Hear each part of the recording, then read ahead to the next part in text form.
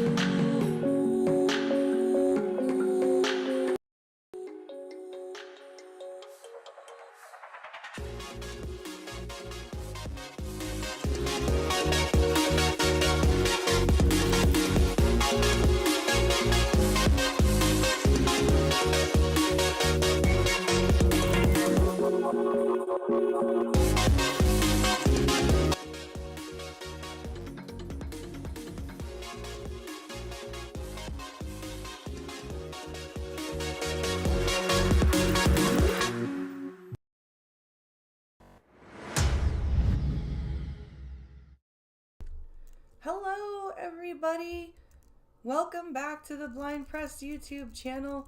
I hope you're having a great Tuesday. That's what day it is. A great Tuesday. I swear to God I know what day it is. Look, I even put it in the title of the stream and I'm like, what day is it again? Oh my Lord. Anyway, I hope you're all having a great Tuesday.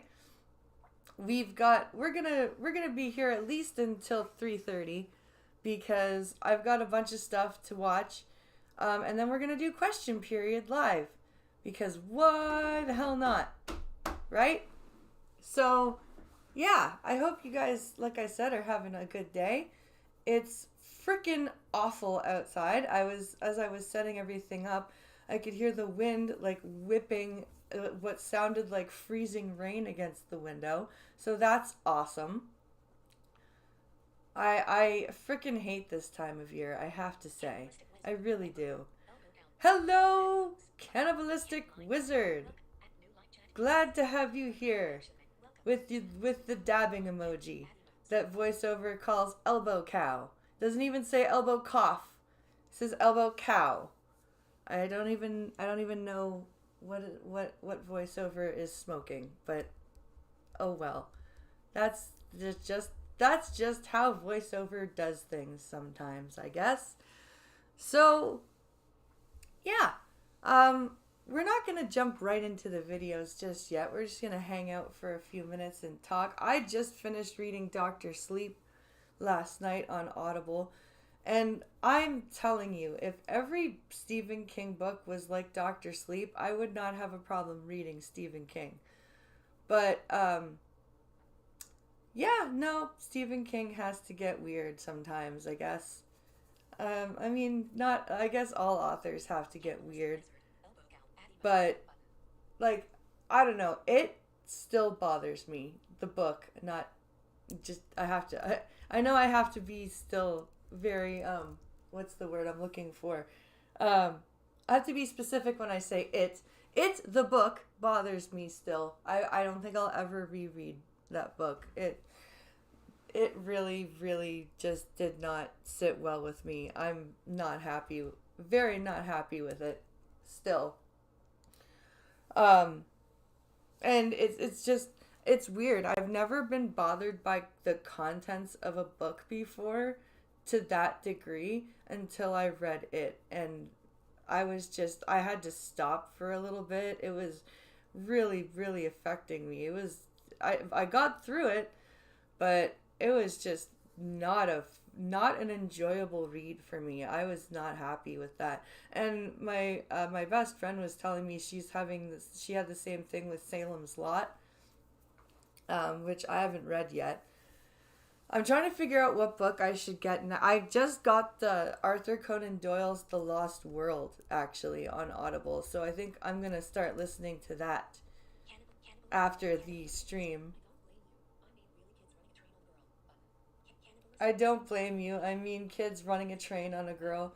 Yeah, no, it's a fucked up, and that's not even that part. While that part bothered me, um, wasn't the only thing that bothered me. There's a scene where there's a scene in the book where there's a boy who has a baby brother, and he like kills his baby brother and doesn't care about it.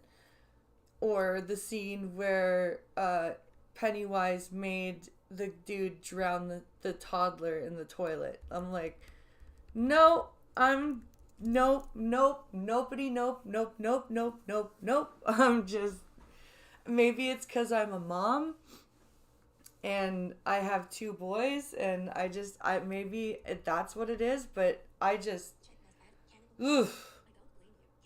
I can't do it.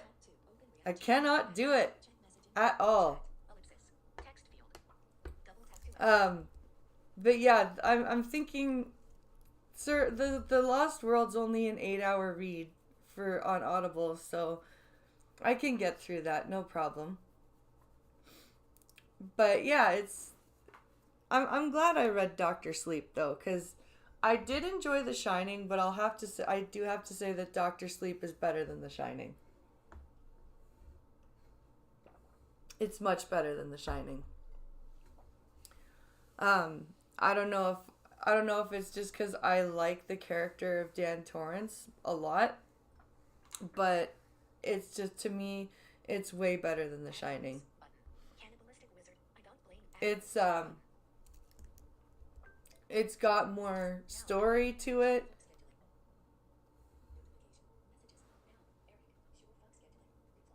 And it's more, it's more of a story,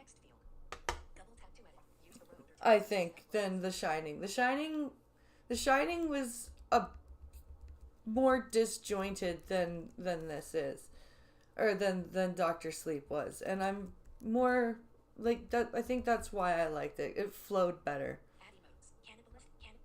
It just flowed better. So yeah, that's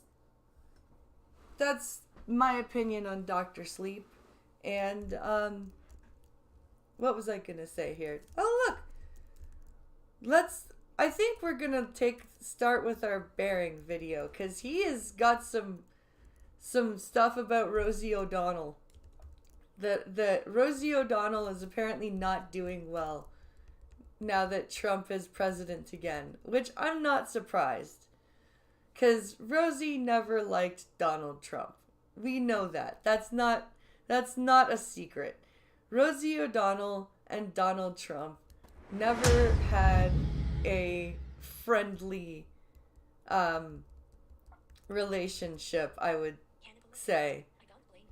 So let's see what Mr. Bearing has found, because I like listening to these takes from the Australian. It's funny.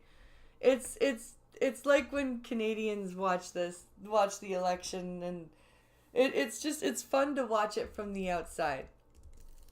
So let's see what Bearing's got to say.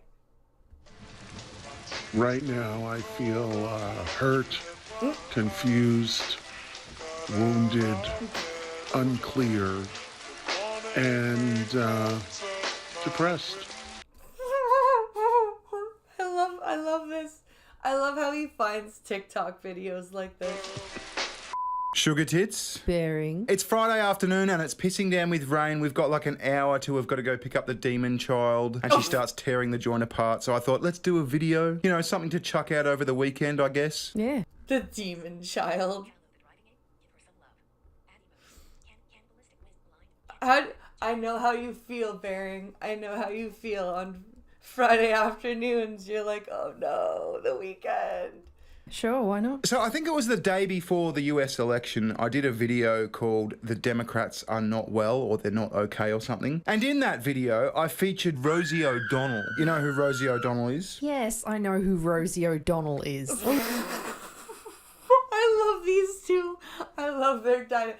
Yes, you moron. I know who Rosie O'Donnell is. League of Their Own. The movie, she was the butch lesbian one in love with Madonna. Yeah. Okay. So Rosie O'Donnell does Bearing's not like, okay. like Donald Trump. Yes, we know that. And I think a lot of it stems from this moment. You've called women you don't like fat pigs, dogs, slobs, and disgusting animals. Your Twitter account... Only Rosie O'Donnell. Only Rosie O'Donnell. Holy shit. Only Rosie O'Donnell does that. Only Rosie O'Donnell's a pig and a dog. Classic. Oh, the balls on him. I wonder what she did to make him hate her. I don't know. Wasn't So it as I said, something about Celebrity Apprentice? I think it was... because I think she was actually on one of the Celebrity Apprentice seasons, if I remember correctly. Because my mother used to hate watch The Apprentice. And especially the Celebrity Apprentice. My mother is it's her birthday. I need to be nice. My mother used to hate watch The Apprentice. She never liked Donald Trump. But she always watched The Apprentice. She hated the people on The Apprentice. But she was just, I'm like, why are you watching this? It was the same reason I would ask her, why are you watching Sally Jesse and Jenny Jones? And she would say, it's like watching a train wreck. You can't stop. it was the day before the election, and I had a look at Rosie O'Donnell's TikTok account, and this is what she was saying at the time.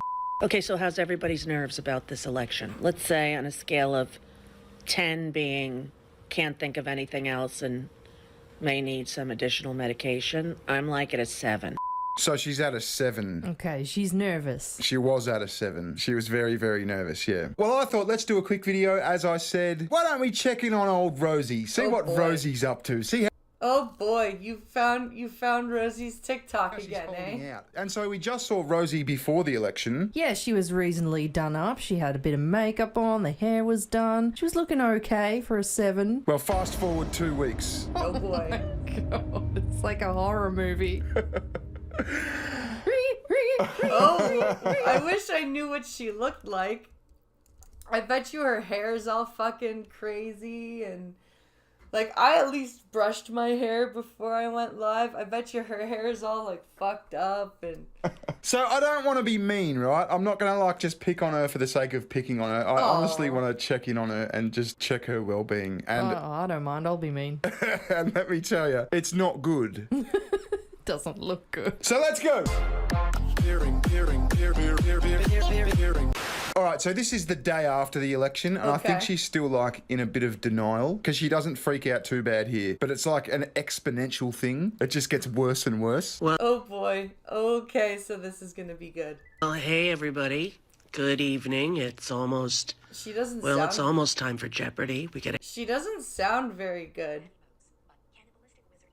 She's like, "Oh, hello everybody. It's almost time for Jeopardy." a half hour. World News Tonight is on. Trying not to watch that. I'm doing mostly game shows. And Love Island, Australia, season 3 or something. I'm trying to ignore the news. I'm trying to make sure that I have no idea of what's going on. Okay, Love Island Australia, season 3. Good, good. Wow, she's really binging. She's going international with the binge TV. She's really trying to distract herself from reality.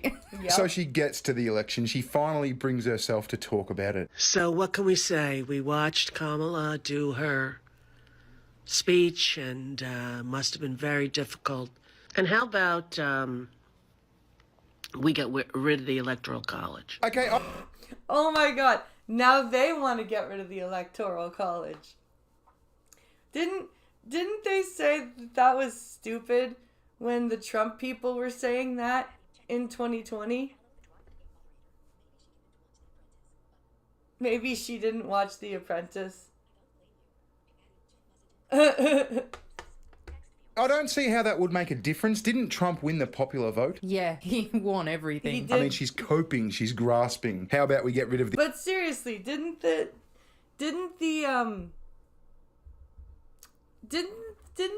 Trump people want the Electoral College abolished in 2020 when they lost? And didn't the Democrats all go, "Oh, you're just sore losers. You want the Electoral College gone because you didn't win." And now they're like, "How about we abolish the Electoral College?" Oh my god. the Electoral College, but it's what she says about it next. That's just, okay, love, I think you might need some help. It's a popular vote. That's what we need to do. Who gets the most votes wins. But One vote, one person. Trump got the popular vote too. No racist math in the equation. Racist math? Math? What the fuck What? is racist math? Well, I don't know, but she somehow thinks the Electoral College equals racist math. So Oh, I think I know what she's talking about. The gerrymandering crap. Or she's falling for the whole black people can't vote.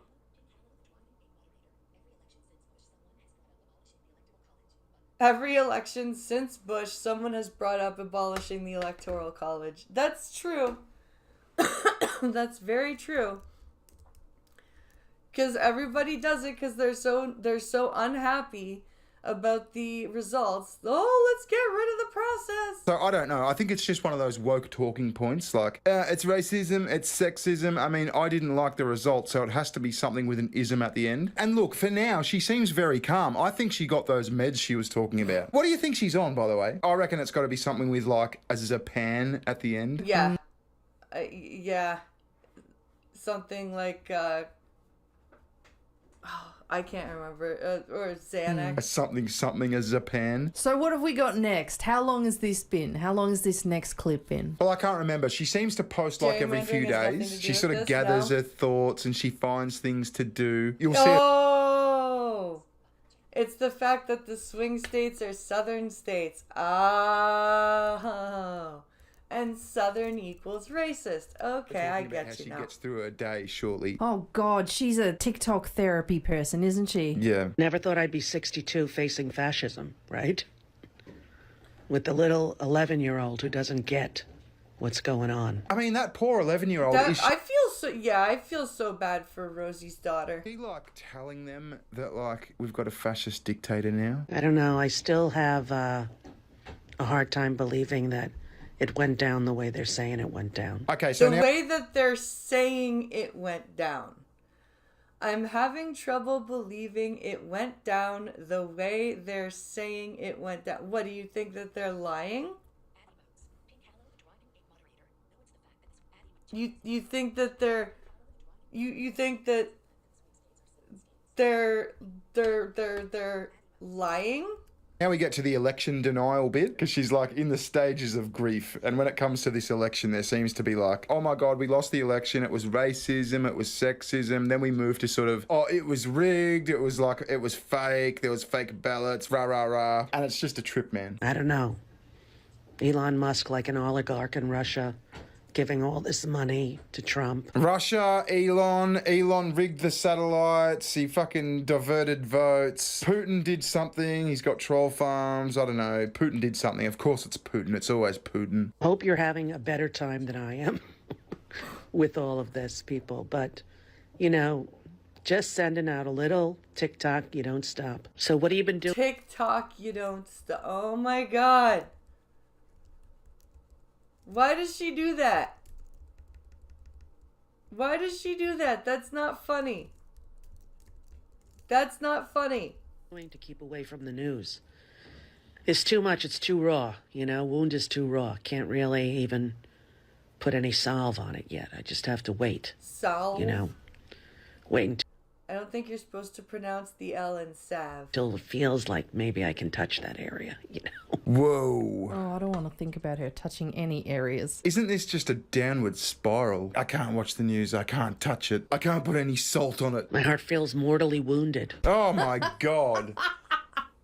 It's an election, for fuck's sake. It's a, what My did she God. say? I can't touch it, I can't put any salt on it. My heart feels mortally wounded. Oh my My heart feels mortally wounded. Oh my Lord.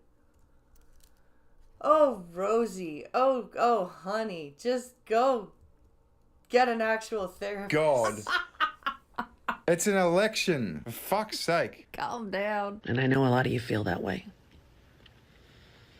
He's such a dangerous, evil man. He called you a he's fat not. pig. It's not that bad. Like, I mean, I He's get. not a dangerous, evil man. Oh my God. He's a blowhard moron. He's not a dangerous, evil man. To a celebrity, like a Hollywood movie person, that's like the worst thing you can do. And I'm going to bet that didn't come from just anywhere. I mean, she must have said something about him. Yeah. Surely there's someone smarter than Elon Musk. Oh, this is great. She starts calling for autistic kids to save her, to save America. Surely there is someone smarter. Oh, she does not. Yeah, watch She this. does not. She does know Elon's autistic, right? I don't know. So if they rigged Pennsylvania, you know, if they made the scanners not work there, if the mail-in ballots weren't counted, I don't know. Okay, so first they were saying there was like a satellite blown up or something, which I'm not sure. Wait. Are they actually doing the same thing that the... Oh my God. Because I remember in 2020, people were saying that the election... Or that the scanners weren't working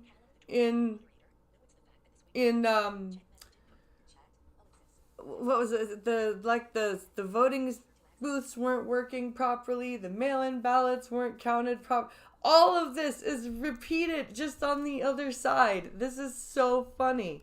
Or maybe that I did can't happen. But they even were saying, well, Elon deal like with set one this. of the satellites to fuck with the votes. And then and then he had to blow up the satellite, he had to scuttle it. But now Oh my she's saying that God. he made the scanner machines not work, so that's why Pennsylvania flipped to Trump. But there has to be somebody. Like, I imagine some autistic kid, 25 years old, knows exactly what went down. Oh my God, she actually said it. Holy fuck. She actually said Maybe there's some autistic kid who knows what went. Oh, holy shit. You can't make this shit up. Like, what universe are we living in right now? You cannot make this shit up. On all the voting machines and tabulations. We should get to those kids. Say what the hell happened. Because I don't believe Elon Musk is a genius among men. I don't. Dude, his IQ is like 160. What do you want? I'm sorry. He's a genius. You may not agree with everything he says or does. That doesn't make him not smart. I don't believe he's the only one smart enough to pull off this shit. Well, maybe, Rosie, you just lost the fucking election. Yeah, maybe you just overwhelmingly got your asses handed to you. Yeah, no amount of autistic 25-year-olds is going to save you, Rosie. But right now I feel hurt, confused, wounded, unclear. Of course you do. And depressed. I feel depressed because Trump won the election. Dude, if that's the only thing you have to feel depressed about, then what a nice life that is. Dun, dun, dun, dun, dun, dun. She always does that. She always does that, like, gritted teeth laugh at the end after she says something depressing. Yeah. So now we get into the good stuff, right? So now we get into the, okay, what am I doing to cope? How am I diverting my attention to the impending doom of this fascist dictator? I've decided to make a list of everything I want to do in 2025 and Oh, God. what I can do to best keep my sanity and my soul in sync. Okay. Right? I need something to really, really ground me, and I'm figuring out what that is. But I got some ideas, got some plans, and that's what I'm going to do. Okay. Oh, good. She's got a bucket list going now because Trump won the election. She's got some ideas. She's got some plans. She needs to divert her attention. I wonder what she gets up to. Things are good when I don't focus on the impending doom. What is with that laugh? Oh my God, that impending doom. What the fuck are you? Why are you so evil? It's hard not to see it. Hard not to feel it. You see in her eyes, she's getting worse and worse, man. Yeah. Like she's almost at the point of like being committed. I think she's dealing with some serious depression and anxiety. Yeah, it's not good, man. I hope she gets better, genuinely. But like, you just can't be this deranged about Trump. Like, you're just gonna fuck your own life up. Hard not to be terrified if you read Project 2025. Oh my God. Here goes the Project 2025. Here we go. Here we go. Oh, Trump is not, he didn't have anything to do with that. My He didn't. butt is my quote. Oh, really? Oh, really, O'Reilly? Really? Did you see the people on Twitter? I think it was Matt Walsh and a couple of other people. Straight after the election, they posted like, okay, cat's finally out of the bag. Project 2025 is going into place. We said it wasn't us, but it fucking was. You're all fucked. That's funny. Oh, amazing. But I'm still so angry at mainstream media for normalizing him. Mainstream media didn't normalise him. They How did they normalize him? They demonized the crap out of him. That's why he won. Because mainstream media and everybody on the left demonized Trump and anybody who might vote for him. So then they were like, well, I'm not voting for you. fucking demonised him. Yeah. Like, apart from Fox News, maybe? Yeah. This is not normal, people. We are the United States of America. This kind of shit doesn't fly. What kind of Constitution. Right? That's who we swear allegiance to, the Constitution, not to a fake king, con man, car salesman. shit? Nobody's going to... Are you telling me that when Trump goes into office, you're going to have to swear allegiance to Trump? Because that's not what had to happen. That's not what happened the first time he was there. Why would it happen now? asking anyone to pledge allegiance to Trump, though. Like, has that happened? I don't think it has. And I think if it did, like, if he actually did that, like, got the military to pledge allegiance to him, got the armed forces to pledge allegiance to him, that'd be fucked. Yeah, you Yeah. might start to worry a bit then. But no one's doing that. She lives in a fantasy land. What the fuck was that? And she lives in a fantasy land. So hard. What was that weird exorcist fucking noise? That was terrifying. It really is. It's so hard. That maniacal laugh. It's the laugh for me. I can't. What was that? Just every single time she does it, she's so depressed, and then she does the gritted teeth laugh. But I'm coping. She's losing her mind. Yeah. Losing his mind. So what's Rosie been doing to distract herself? Jesus, you really got all the clips, didn't you? Yeah. I had a bit of a scour. A bit of a Squirrels are scour. I had a bit of a scour. I had a bit of a dig. A bit of a journey. You know just where to cut in. Seriously, she's fucking crazy. I'm gonna put up a little video I have of one of them coming to get the walnut after being gone for a long time. A little hesitant, but they came over. I threw it close to me, but they came and got it. And was one of those Holy communing shit, with that nature. wind is crazy. Nothing makes me happier with that when I see, like, you know, an owl got stuck somewhere and a human saved the owl, and then the next day there's 9 owls show up on their porch just looking at everyone. And then this family became friends with the owl. And then the owl was like in the family pictures with the dog. This is what I want to happen to me. A little real life Snow White stuff, right? Wow. What the fuck are we? What weird Disney movie shit was that? I want to make friends with owls so that they can be in my family pictures with my dogs. What? Huh? So she's focused on the squirrels. She wants like a little squirrel community to be in her family photos with her and the dogs. You know, just normal stuff, normal Democrat stuff. You know, you lost an election. What do you do? She's another one who thinks that pledging allegiance is actually pledging your soul to the government. There are people who actually think that. That's insane. The people who actually think that the Pledge of Allegiance is like a pledge of your soul to the government, that's crazy. Do? Well, you've got to work on your mental health. Go make friends with some squirrels. And the owls.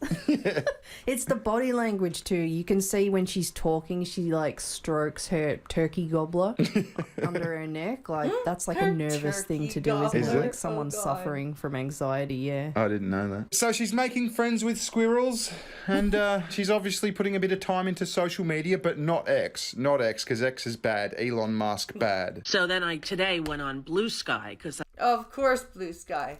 I'm off of Twitter or X, and I wanted to sign up for Blue Sky just to see, is it different, you know? And I got my own name, Rosie O'Donnell, and I signed on and I made a post, but everybody is saying they can't find my name in the search. And when I did the search, I couldn't find my name either. Okay, so that's not going well. So she's like got an account on Blue Sky, but she can't even find her own account on Blue. Oh my god. Well done, Blue Sky. Good job.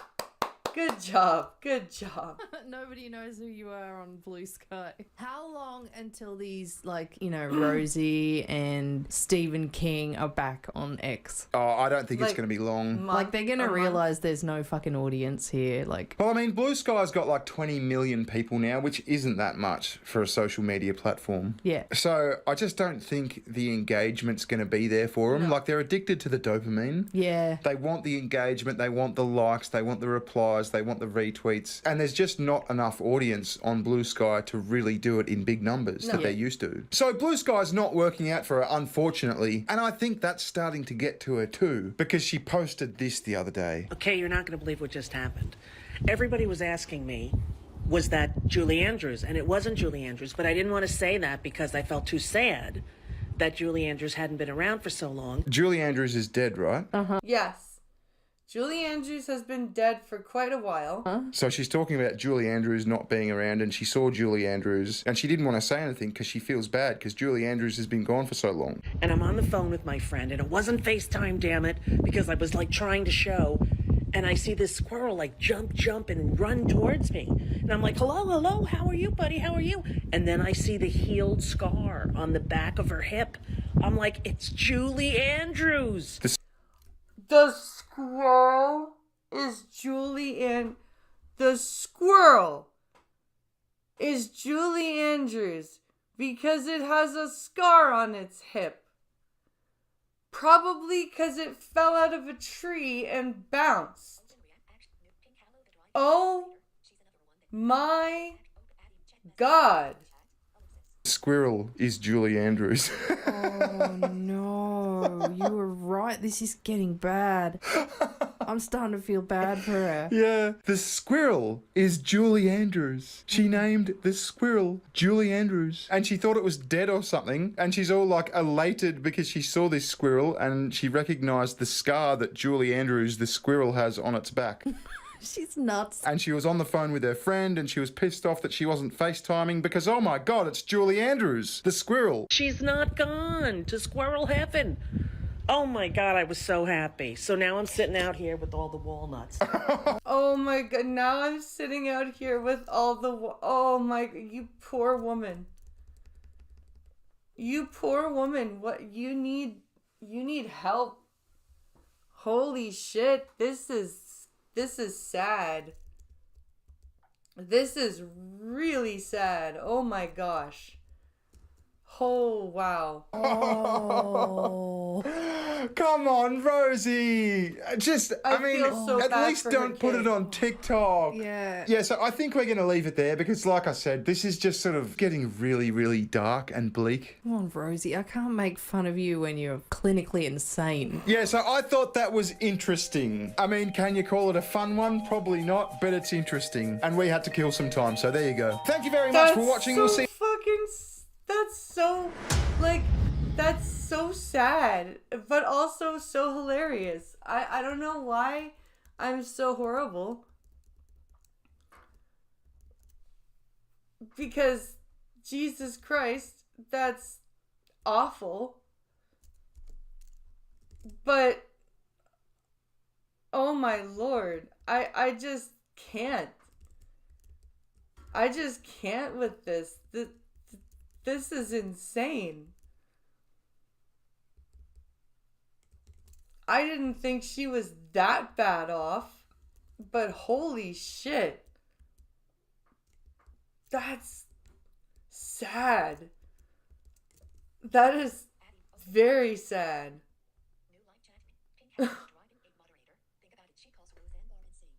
Think about it, she calls Roseanne Barr insane. I know. That's the crazy thing. Like,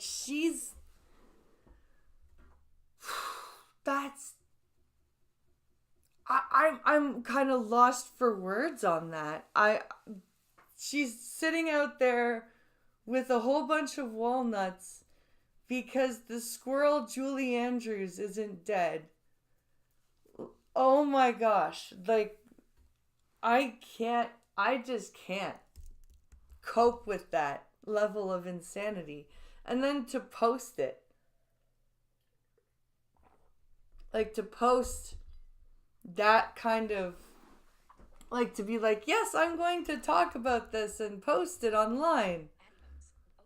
Like, holy crap.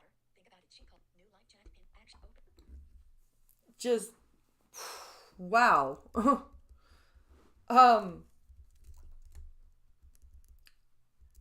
Lost for words here. Definitely lost for words. So instead of being lost for words, let's learn about some cursed objects. I haven't watched a Papa Meat video in a bit, and I like when he does these fucked up things like cursed objects or haunted things. So I want to see the world's most cursed objects. I think this is going to be a good one. So let's see what he's got to say. Welcome back to the Papa Meat channel. How you doing? How you doing? Come in and sit on down because today we're talking about more cursed objects. Yay! We did a video on the most cursed places, but one of those things was Robert, the Jamaican cursed doll. I know about Robert. So there was William Shatner had a show called Weird or What, and he featured Robert the doll on that show. And Robert was this doll that if you like went and looked at him, I can't remember if you had to say anything to him or not, but I know if you saw him, then things would happen to you, or some people died. Yeah, robot. Which got us into thinking about more cursed objects, because we've also talked about the Dybbuk box. Oh, but that's probably not real. But there has to be some real evil objects out there, haunted, cursed by the devil himself. And I want to talk about more of those today, starting off with the devil's rocking chair. Ooh, that sounds cool. What'd I tell you? The devil, he works in mysterious ways. Shouldn't the devil be hot? Because is God's, he says the most beautiful angel. What if God's like, you're beautiful? And he's like, definitely not. That's why homosexuality is a sin, because the devil tempts you with his body. Oh. That adds up. I feel like if I saw the devil, dude, I'd be chubbed up big time. Not hard. I'm only hard for the Lord, Nick. But I might get chubbed up for the... Oh my god, I love the way these two interact. devil. All right. Today's video is sponsored by Displate. Displate's metal posters let you capture your true passions in any room without the hassle. Absolutely no power tools needed and zero holes in your the magnet poster. This was Then after order, use code PAPAMEAT or use my link in the description. That's code PAPAMEAT or click the link in the description. Thank you for Displate for sponsoring this video. the Devil's Rocking Chair. This was a case from the archives of Lorraine and Ed Warren. They're con people. They're not. They're criminals. They really are. These were the Amityville horror people, I think. Also, I think they're Italian. Mamma mia. They look Italian. It is a spicy meatball. The famous paranormal investigative duo that you may know from the Conjuring series. Or Conjuring, Ed and Lorraine. that's right. Not Amityville, Conjuring. With the stupid, the house and the doll. That movie pissed me off so bad, The Conjuring. Because they move into the house, their dog refuses to go into the house, then the dog is dead the next day, and the family's like, oh well, we're still gonna be in this house. And then their daughter, who hasn't sleepwalked for like years, just randomly starts sleepwalking again and bashing herself into the wall. But oh no, everything's fine. Warren. Fucking actors dumb look so much people. hotter than the actual couple. It should be a crime. Why can't they just put fucking ugly fat people in these roles? But he likes ugly fat people. True. The story is actually a core plot of The Conjuring 3, The Devil Made Me Do It. Devil's Rocking Chair is said to be the cause of demonic possession and even murder. God, who the fuck is this? Is this Lorraine? God. I don't know. I can't.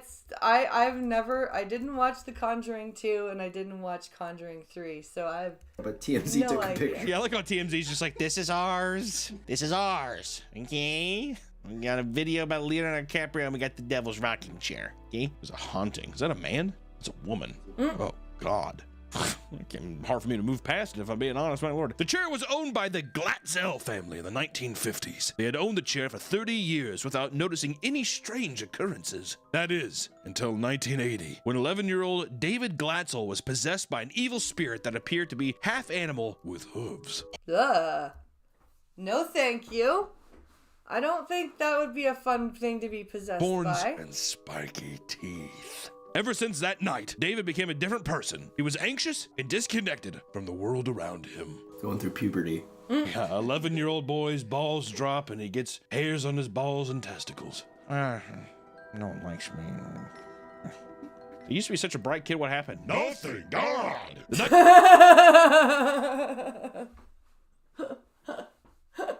See, this is why I like watching these videos. It's because it's so true. Puberty is almost like possession, isn't it? You're like completely a different person. Nightmares would become more and more intense for David, who would wake up to bruises and markings on his body. How do we know that someone's not fucking giving him a Full Metal Jacket, going in this room with a bar of soap and a sock and just beating the hell out of him? Maybe it's Ed. Yeah, it's Ed Ed. Lorraine sneaking in, spitting a sock. The devil's making me do it, David. The beast would roam throughout the daytime, taking a liking to the rocking chair. The family reported that it would slowly rock back and forth on its own from time to time. I like that little end bit. It would rock back and forth every once in a while. Yeah, right.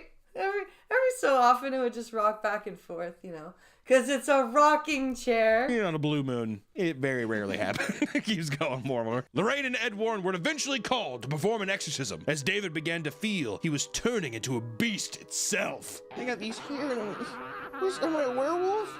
Werewolf? I got asshole and taint hair now. Why is that? During the exorcism, David was reported to have levitated and contorted his body. Ed and Lorraine said that he flew and he.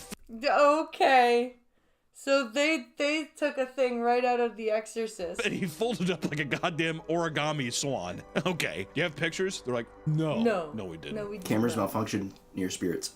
That's one thing. How has there not been a camera company that has made paranormal exclusive technology? It would sell like hot. That's a good question. Because I guarantee you they would make buck off of that. If a camera company could like somehow market like ghost cameras or something like that, they would totally make bank off of that. The devil doesn't want it to work. And therefore, it won't work. 24-year-old Arnie Johnson, the fiance of David's sister, decided to take matters into his own hands. Arnie went to the first spot David claimed to see the demon so he could provoke it and ask to take him instead. This is so straight out of The Exorcist. Oh my god. This is Jesus Christ.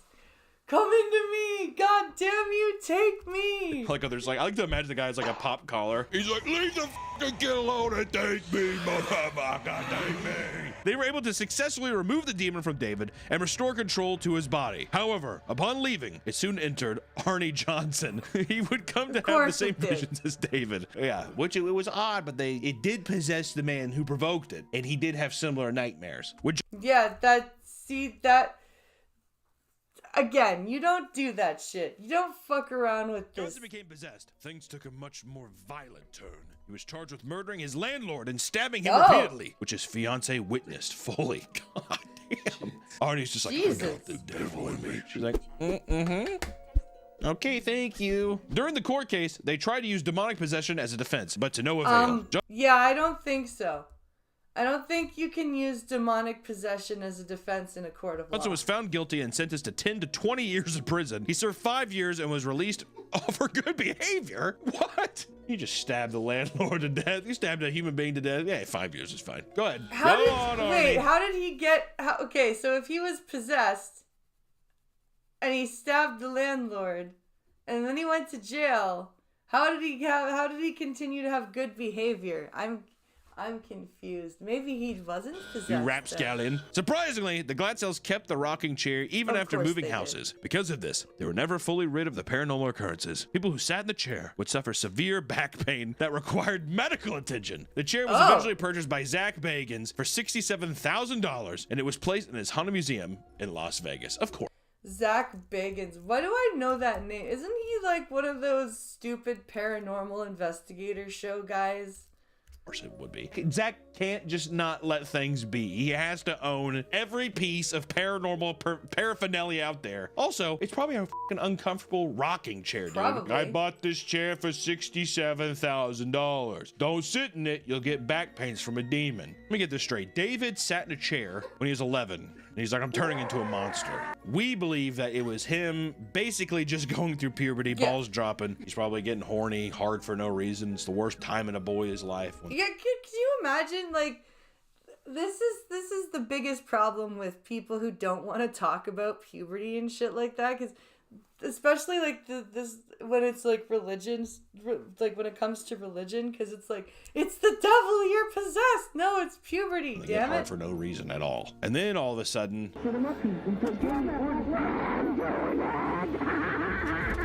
I think Arnie Johnson, he's like, you know what, I'm gonna take this demon. I think Arnie saw it as an opportunity because he's like, I'm gonna fuck kill my landlord. Yes. I'm gonna use this as an opportunity to say, oh, I was possessed and Yes. then murder this guy. And then I agree. I can see a guy named like Arnie Johnson. I imagine he's in a pink polo, popped collar, and he's listening to like Motley Crue. You gotta turn it down, Arnie. There's like 7 other families who live here. He's like, sure, would you mind coming up to my apartment real quick? I want to show you something. Next up, we have the paintings of Arshile Gorky. There's no way I said that name right. The paintings of Arshile Gorky have been linked to several paranormal occurrences, from spontaneously catching fire to inviting the presence of ghostly figures and even tragic death on a large scale. Spontaneously catching fire? What the fuck? I've never heard of these paintings. We gotta define what that means. Oh, we will. Oh, we're gonna have to, because even I'm like, Many believe this is due to the horribly sad and disturbing life of the painter, who lived through the tears of the Armenian genocide. Ooh. At age 14, he and his mother embarked on the 150-mile death march as a result of mass deportation. Were you having a good day? Just wanted to soil it for you. Thank you. They struggled to survive in their new home, and his mother eventually died in his arms from starvation. This is a comedy video. Jesus Christ.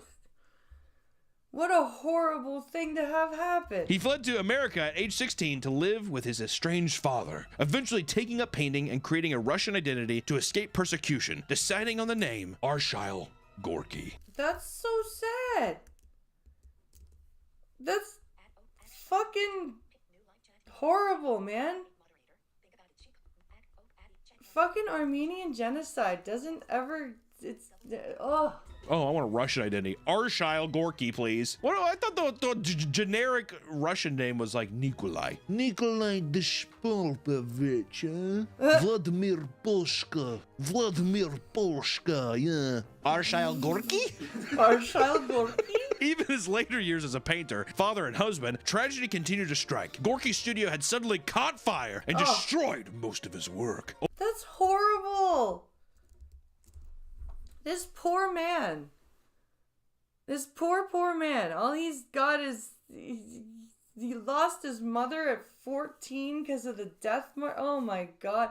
Then he loses his studio. Only 1 month later, Gorky was diagnosed with colon cancer. The following operations broke him physically and emotionally. Once again, comedy video. Hope you're laughing. His marriage worsened amongst the turmoil, leading to his wife having an affair with a fellow painter he befriended. Oh, Jesus Christ, this poor... No wonder his art is... Divorce, she took the children. Haunted. This is a man who was just not meant... He was not meant to live long. God. That same week, a gallery owner gave Arshile a ride home while drunk. The car crashed, and Gorky suffered severe fractures to his neck and back, and he was forced to wear a neck brace to keep his head upright. Jesus Christ. This guy's just... Here, have all of the bad things in life. Have all of them. In the end, Arshile was left a shell of himself. He hung himself from the rafter of his barn and died in 1948. 24 years after his death, in 1962, tragedy struck on American Airlines Flight 1, which was routed to Los Angeles. 15 of Gorky's paintings were so sad. Plane, making its way to an art exhibition. Minutes after taking flight, the plane rolled over and crashed into a nearby swamp. 87 passengers and 8 crew members died, and every single Arshile Gorky painting was destroyed in the accident. Jesus Christ! This guy's art, everything about this dude is just cursed. What the hell? Let me ask you this. Does that even feel like the paintings? It's him. I think it's just Arshile. I feel bad for the guy, but at the same time, I'm like, you should have just isolated yourself. What could you possibly paint?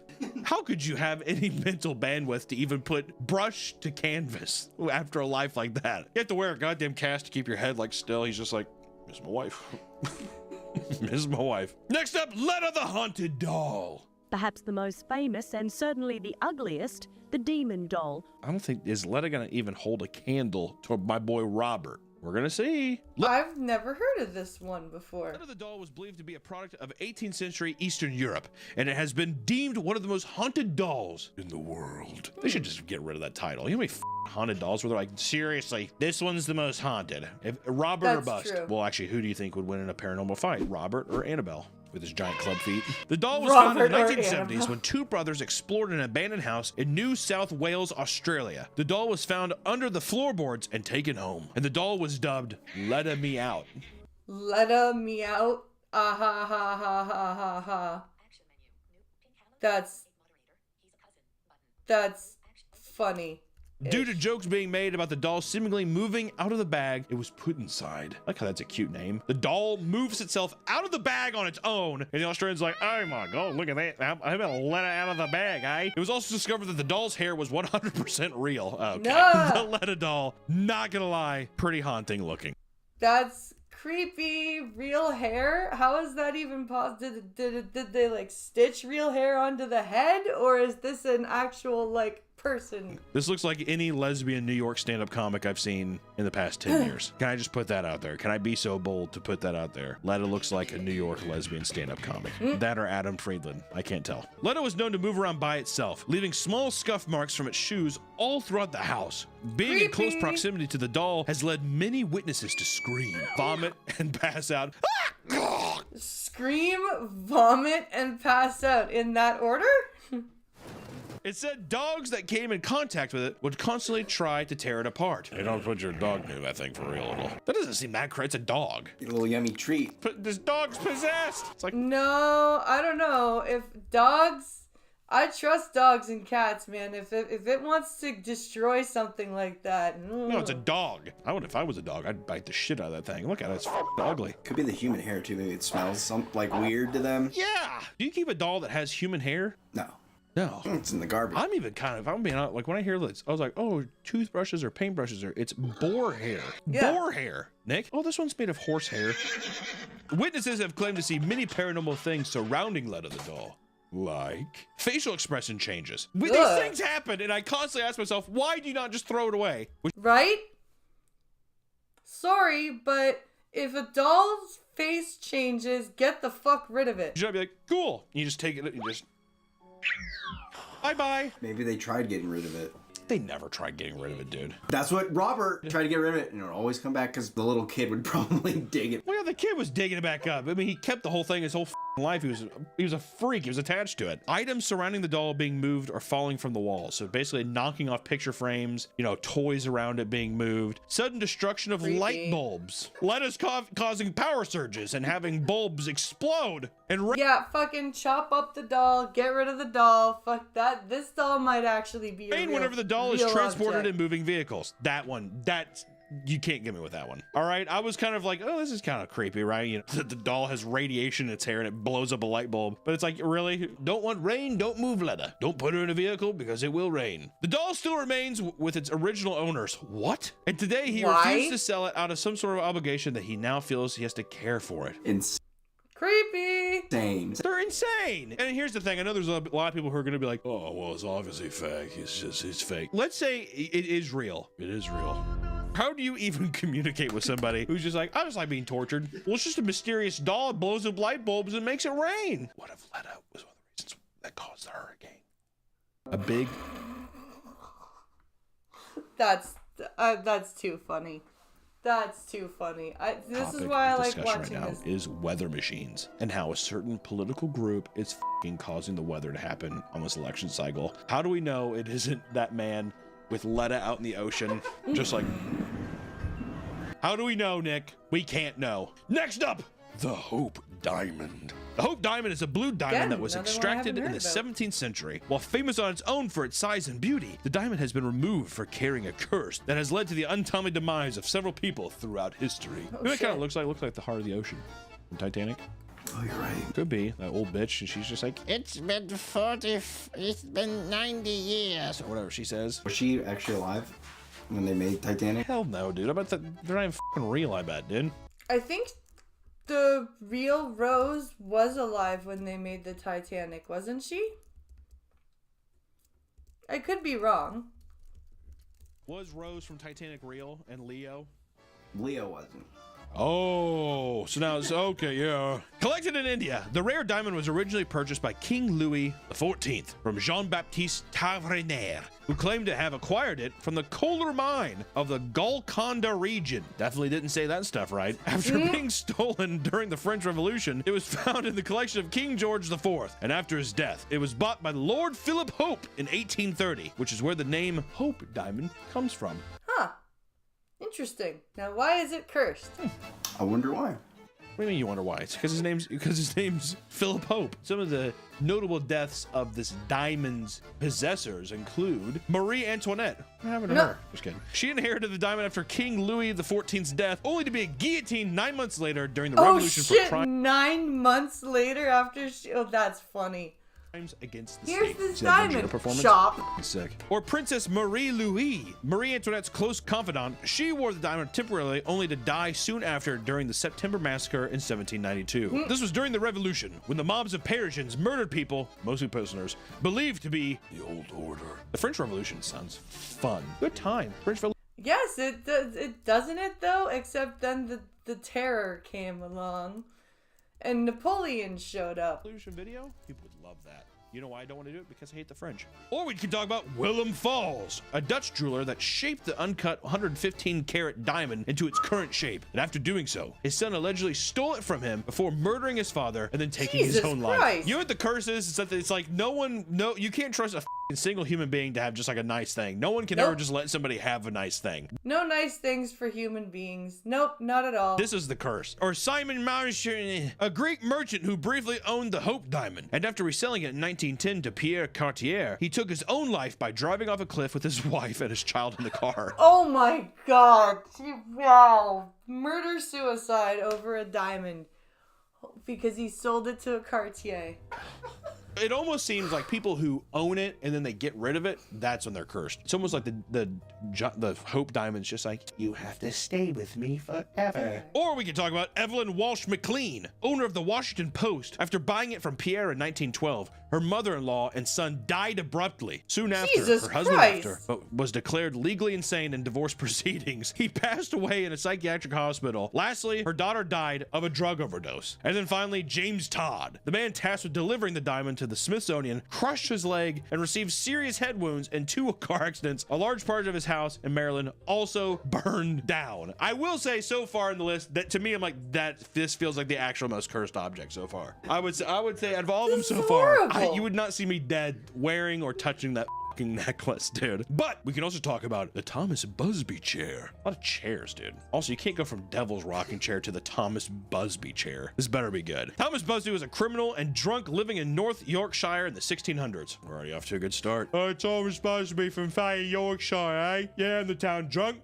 You. He married a woman named Elizabeth, whose father was an equally deplorable small-time crook. This man, named Daniel Awady, owned a farm that was customized to aid his crimes. The farm he named Donati Hall featured a hidden room connected by a secret pathway to the cellar. Busby and Awady befriended each other, committing crimes as a team. However, they did not get along well. Dun, dun, dun. As the story goes, Thomas Busby and Awady began a heated argument that led to Awady threatening to take Elizabeth away from him. Busby was further enraged by the fact that Awady was sitting in his favorite chair, which he promptly threw him off before returning home for the night. The argument had kept Busby up at night, and in his anger, he grabbed a hammer, returned to Donati Hill, and beat Awady to death. This is some serious 1600 behavior. Busby attempted to hide the body in the woods, but failed. His remains were discovered, and Busby was charged with murder and given a death sentence in 1702. You think?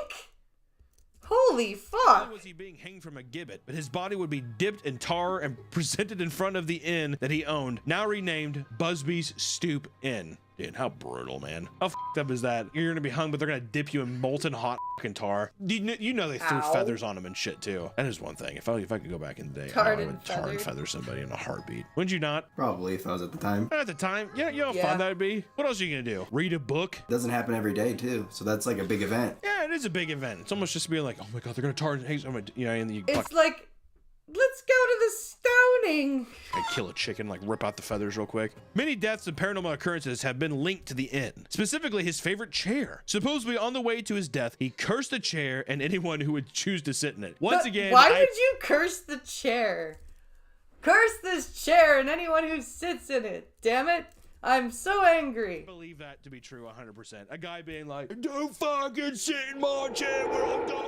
And in 1894, a chimney sweep that briefly sat in the chair left to sleep in his car, only to be found the next morning hanging from a nearby gate post. First off, a chimney sweep that briefly sat in a chair that he went to sleep in his car on the job. Yeah. I hate to say it, but maybe somebody hung him because he wasn't doing his job very well. You ever think about that? In 1968, 2 airmen who dared each other to sit in the chair died the next day in a fatal car crash. They're airmen, were they pilots? 2 pilots are like, oh, and then they die on the ground in a car. Is that ironic? It feels ironic. In 2007, a manager for the pub once saw a towering, armless figure with an indistinct visage on the upstairs landing. It saddled sideways and vanished through the wall. Basically, he saw a fucking ghost in 2007, is what it sounds like. Was it the ghost of Busby? Or was it the ghost of the pilots?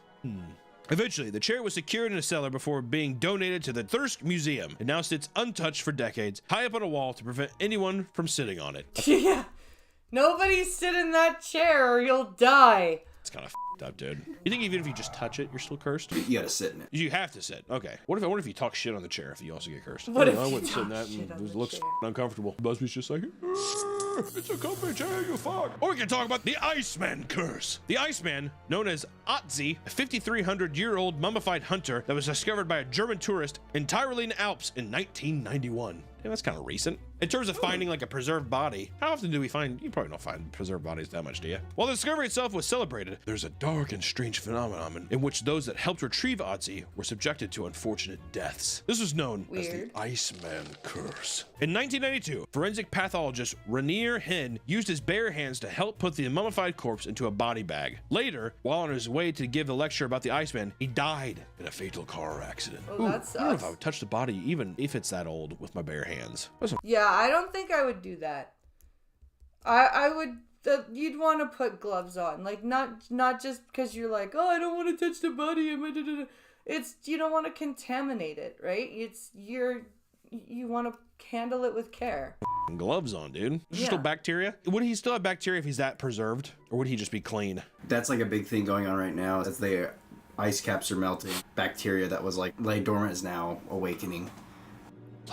Lovecraftian. Cthulhu. Kurt Fritz, the mountain guide that helped Rainier Hen uncover the body, died in a sudden avalanche after being struck by falling rocks. God and next was damn. Rainier Hosel, who was doing camera work for an internationally produced documentary about Otzi's extraction from the ice. And several months after the broadcast, he passed away due to a brain tumor that developed soon after the program was broadcasted. And in 2004, Helmut Simon, one of the original discoverers of Otzi, died falling 300 feet from a cliff during a hike in Austria. A sudden blizzard interrupted their travels, carrying off the ledge and burying him in ice. Dieter Warneck was the head of the mountain rescue team sent to find Simon before his death. An hour after the funeral, he died of a heart attack. And 1 year later, Konrad Spindler, the archaeologist who inspected Otzi's body, died of complications of multiple sclerosis. It was known that he had always scoffed at the idea of a curse, even joking about how he would surely be the next victim. Then the 7th and final death related to the Iceman was Tom Loy, a molecular archaeologist who was responsible for determining Otzi's exact cause of death. He had written a book on Otzi, but was killed after being diagnosed with hereditary blood condition soon after completing it. I think this guy is probably the most likely to be really cursed. Seems a little serendipitous that they all have something die. Not one guy who's just like, yeah, I died of old age. The only one was kind of a bit of a jump. I'm like in 2004. I'm like, okay, well, dude, how long is this curse? When I think of a curse, I think of something it happens immediately. You're cursed, you're flying home, something happens, boom. Can't wait almost a decade? I don't know if I buy that. Out of all these, I would say the necklace, the Hope Diamond, that one fucks me up a little bit. Or the stoop, the 1600 stool. I would not be sitting in that man's chair. No, the chair and the necklace probably are definitely the ones that are the most haunted, I would say. I would definitely agree with that. And let's see, what do we have here?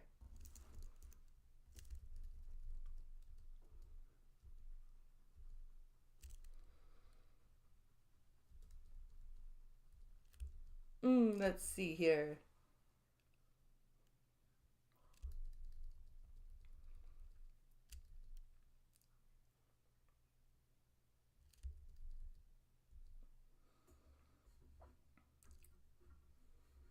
Let's see.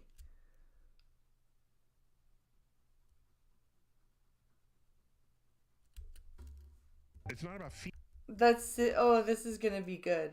Bill Maher destroys Neil deGrasse Tyson on trans athlete controversy. Oh, this should be good. Let's take a look here. Let's see here. And all right. It's not about feelings here. It's about objective reality. The XXXY chromosomes are insufficient because when we wake up in the morning, we exaggerate whatever feature we want to portray the gender of our choice. Suppose no matter my chromosomes, today I feel of our feature we want to portray the gender of our choice. Suppose no matter my chromosomes, today I feel 80% female, 20%. 80% female, 20% male. I'm gonna put on makeup. I'm gonna do that. Tomorrow I might feel 80% male. I'll remove the makeup and I'll wear a muscle shirt. That makes no sense, Neil. What is the matter with you? You're a scientist. You're a fucking physicist. You should know better. Why do you care? Yeah. What business is it of yours to require that I fulfill your inability to think of gender on a spectrum? Pushing that agenda onto kids and confusing people and gaslighting that, hey, XX, who knows? Maybe XY, who knows? When you start talking like that with facts and you're a respectable scientist, not only do you sound delusional, but what you sound like is someone like Leon Black, that somebody has something behind closed doors on you that's blackmailing you, that you have to now agree with these positions for somebody to say, how the hell did you go from being a respected scientist to all of a sudden saying, one day I can wake up feeling like a female, one day I can wake up feeling like a male. It's not about feelings here. I like that. That's very true. That you can't, how can you as a respected scientist be actually saying, you know, one day I can wake up and be a male and one day I can wake up and be a female. This is crazy. It's my business when the man in the dress tells my 5-year-old it's okay to wear a dress. Exactly. It's about objective reality. We had words for them. They were ridiculed, whatever. We live in a time now where people are emboldened to say, you know, today I feel part female and part male. All right? So today, in fact, I will be neutral to you. I will be androgynous. But you know something? If you're trained in this, you got to be A or B. You got to be a boy. You got to be a girl. But you do have to be either A or B. You can't be androgynous because you can say I want to be androgynous all you want, but you're not androgynous. Biologically, you're not. You know what you're doing? You're taking your inability of your human mind. By the way, this is true for all human minds because we got to categorize. We always have to categorize. It's not about feelings here. It's about objective reality. I think a lot of people would have an issue with what you're saying, Neil, is because they see women being denied opportunities. They see an unfair playing field, metaphorically and literally speaking. So fix the playing field, damn it! Damn, Neil. Why do you have to be so angry? But don't say it's an unfair playing field, so all of a sudden the big issue is trans women taking the slot of a woman in an unfair playing field. Fix the playing field, and you know something? The day you fix that playing field, this conversation will look completely ridiculous. You know what looks completely ridiculous? Your vitriol and your anger. That's what I'm trying to tell you. It's not about feelings here. It's about objective reality. Sports is, we have men's sports and women's sports. And if the best team in the WNBA played the worst team in the NBA, the score would be 1,000,000-0. Can we organize society around that basic point with this, of course, proviso that we protect and respect people who do not fit into it? Let's segregate society between dark-skinned people and light-skinned people. Whoa, Neil, come on. That is not what he said. Jesus Christ. Yes, and those feelings are abnormal, and abnormal feelings need to be dealt with psychologically. Yes. Yes, you fix the playing field. You fix the playing field by eliminating the ones cheating on the field. Exactly. It's because that nature made it that way, and that's how it is. It's not about feelings here. It's about objective reality. So let's talk about Neil deGrasse Tyson's refusal to accept the science.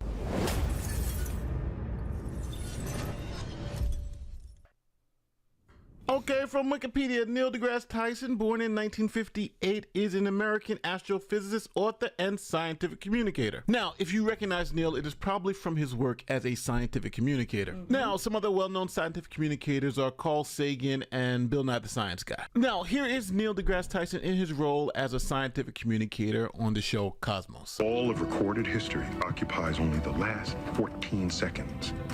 And every person you've ever heard of lives somewhere in there. And he still didn't do as good a job as Carl Sagan.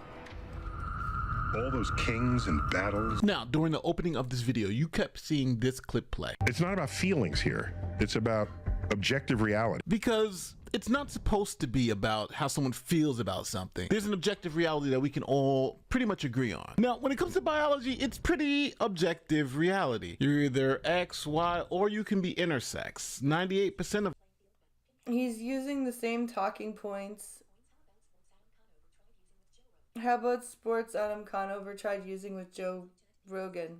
Yes, he is. Us, we can take a test and it'll pop up, hey, you're either a male or a female, and then that other 2, maybe 3% pop up intersex. So this is an objective truth, where gender isn't an objective truth. It's how you feel about your sex. You know, I'll sum it up like this. Your sex is what you are. Your gender is who you are. Yes. But now when it comes to physical competition like sports, then what you are matters. If you are a biological male, that matters. If you're a biological female, that matters. Yes. So gender, so I am biologically female. I am also a woman.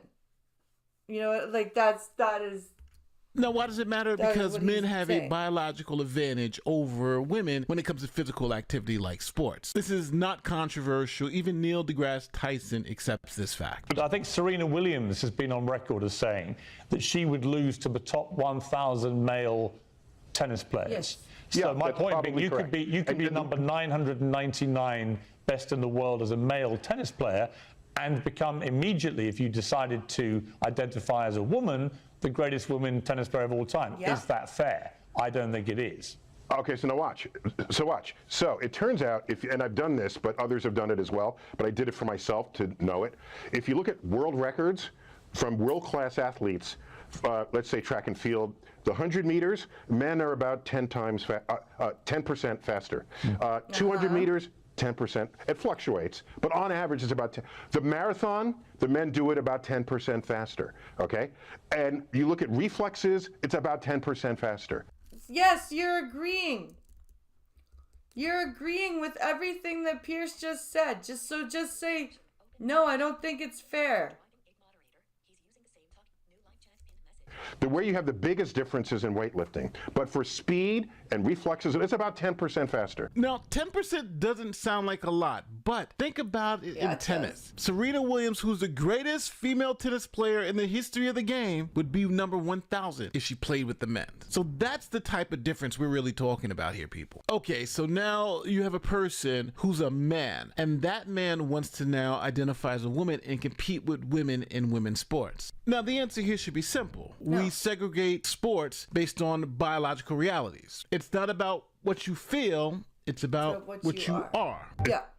You don't, like, if you are a 6'3" man that weighs 250 pounds, but you feel like a woman, that doesn't mean that you're, like, you can't just go in and box a woman. You'll kill her.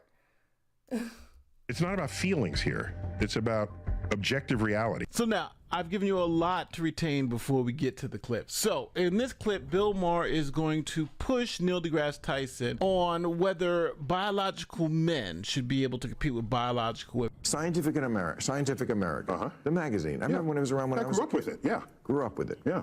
Okay. Well, their editor had to quit. You saw this. Yeah, I heard about it because she expressed some opinions, right?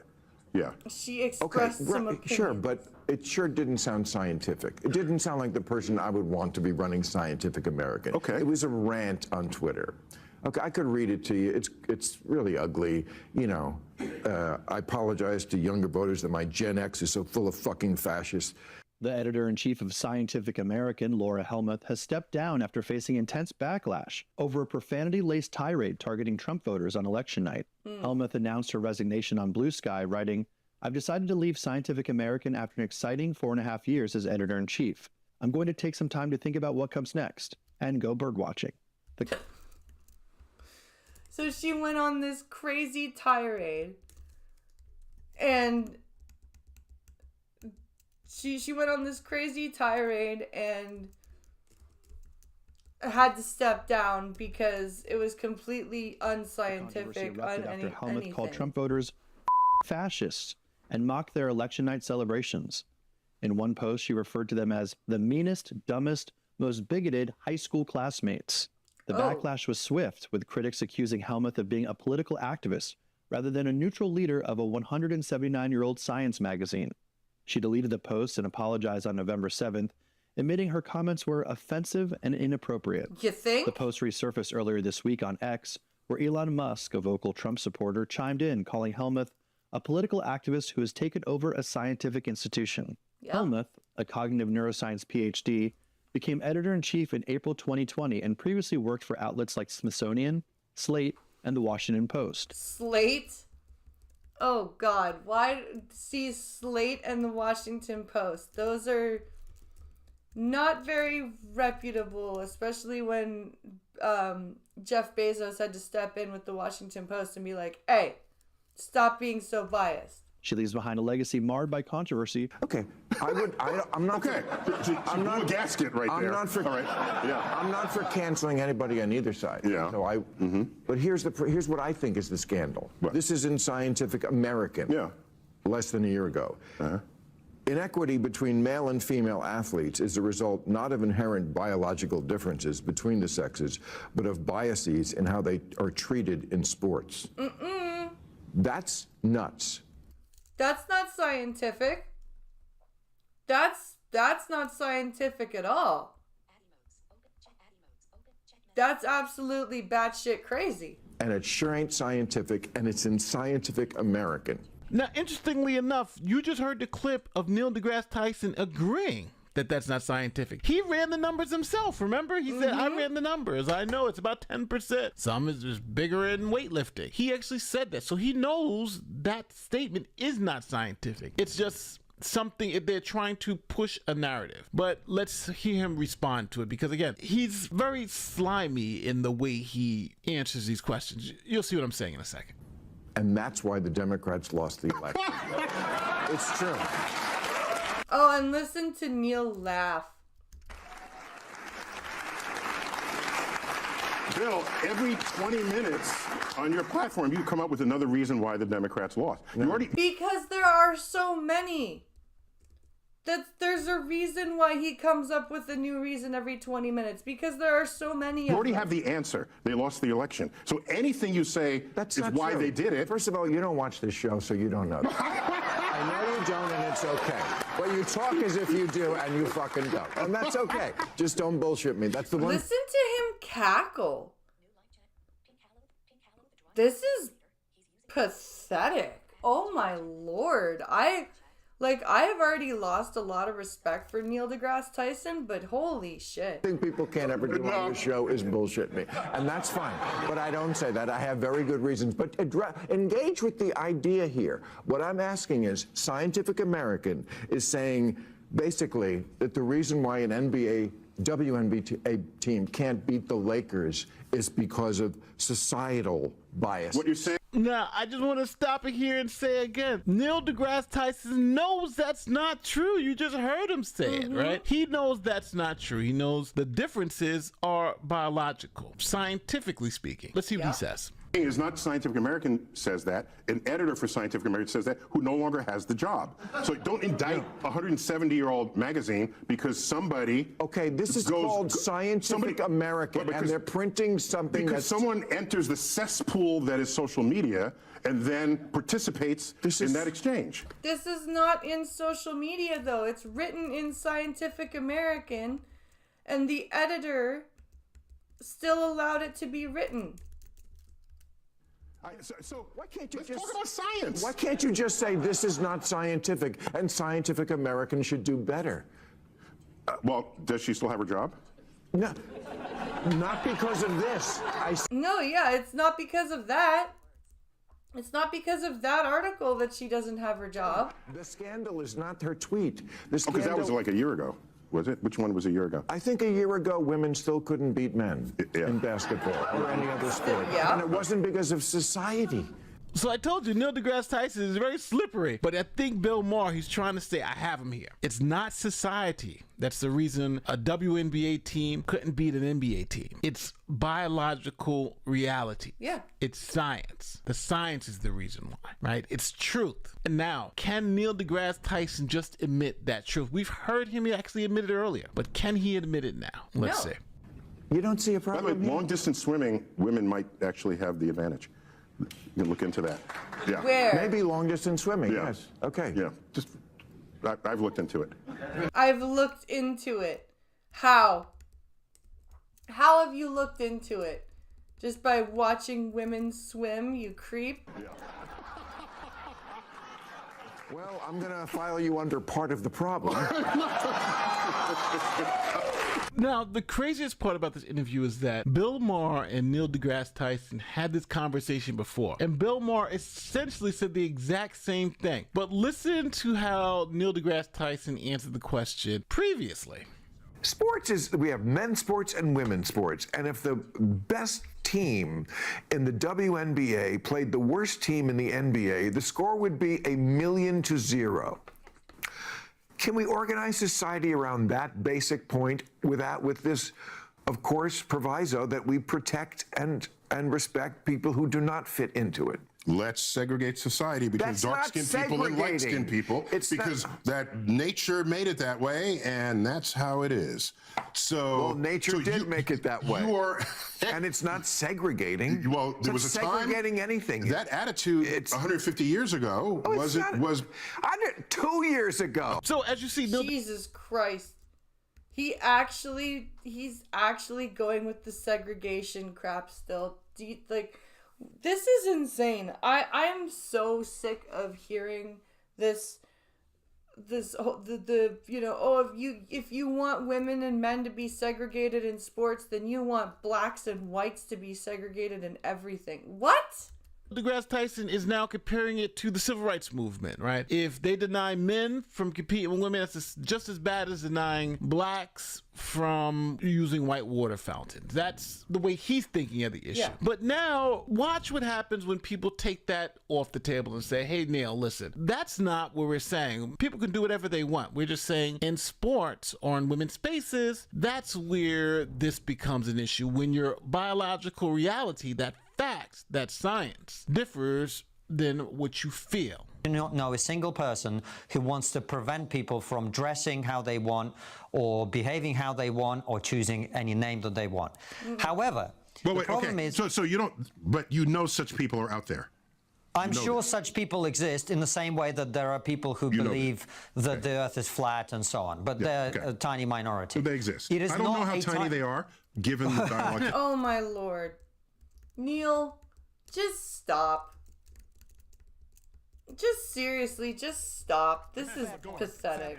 However, what I would say is that the conversation in the public consciousness has become prominent not between people who want to defend the right of anyone to dress how they want and the people who want to prevent that. The reason the conversation has become an issue is that we assign and allow certain privileges to people based on their sex. Yeah. If you are female, you get to go to places that only other females are in, like changing rooms and toilets and so on. If you are female, you get to compete only with people of your sex, Yes. because females are at a disadvantage in physical competition to males. Yes, that doesn't mean that we want blacks and whites segregated and that women and men are completely alien to each other. It's just scientific fact. In almost every sport. In other words, we carve out certain areas where your sex matters tremendously, even though we may respect your right everywhere else to believe that you are whatever you are, to dress however you are, etc. So your claim that today you woke up and put lipstick on and grew your hair out long and tweezed out your mustache and whatever, and therefore you are female, has an impact on other people in certain contexts in which that is a problem. You and gave only 2 contexts. Do you have others? Sorry, I wasn't finished. And in those contexts, You gave only 2 contexts. You have more? Yeah, you can extrapolate other contexts, Neil. it is essential, people would argue, to protect women from unfair competition and from various risks for which female-only spaces already exist. That's why people are having this conversation. It's not out of bigotry. Okay, so I think that's a fair question, right? We're taking all the bigotry off. Biological men competing with biological women in sports, there's obviously a disadvantage. What do you think, Neil? Let's see how Neil answers the question. And it's going to be important to listen to his answer because, again, he's pretty slimy when it comes to this topic. You have more than those 2 examples, and I'll address each of those in turn. But you have more than those 2. Probably you don't not. need more than those 2. So let me address those 2. What does it matter if he has more than 2? I think sports alone is big enough for you to answer the question. But again, Neil is uncomfortable with this topic, uncomfortable with this question. And instead of answering it, he's attacking the person who asked the question by asking him a question. Can you give me more than 2? Like it really even matters. But there are a whole bunch that you can give. You can talk about doctors' offices, right? You know, do now OBGYNs have to tend to trans women who are essentially biological men? For example. Yeah. Do OBs now have to undergo proctology training? Do OBs now have to learn about prostate cancer? Directly. I'll address them. Sports is very important. You said that. Female-only spaces. I remembered. So, but you don't seem to have a third example. So, and even if you do, we presume that would be a very distant third compared to those 2 cases. All right. Okay, I want to say it. I don't know why he keeps asking about having a third example. It doesn't matter to the conversation. So let's see if Neil just answers the question because, again, this sounds like a lot of BS just to avoid answering the question. There's a third one I can give you very easily. In this country, for politics, we have female-only shortlists for positions in Parliament. Therefore, I didn't know about that. That's interesting. Okay. Well, that's another example. I can give you more. So, female-only shortlists, there are certain targets within corporations for diversity targets to have a certain number of women on the board. Therefore, when you make a claim that you are female, you are attempting, whether intentionally or not, to insert yourself into categories that are deliberately designed to protect women's interests. That is the concern that people have. So there's 4 examples for you there. Please address them. Sure. There you go, asshole. There's more than 2 examples. Now answer them. So interesting about the Parliament. I have to look into that. So I'm wondering whether the future of those sports is you don't contest gender with gender, you contest hormone ratios. Well, hold on a second. What But do the you think of difference is physiologically between men and women, and not just hormonal. Women have a different hip angle. They have different heart capacity. They have different lung capacity. I mean, there are profound... different bone density. Different bone, skeletal structure. Physiological differences, different bone density. We've had professional athletes on the show to talk about it. I don't have a problem with that.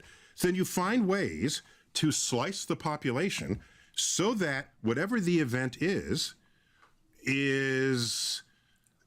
interestingly contested. You know, I think it's sad because this is supposed to be a man of science and truth and facts, and I don't care about your feelings, I care about the facts. But people aren't trusting the science and the scientists as much as they did in the past because of this type of advocacy.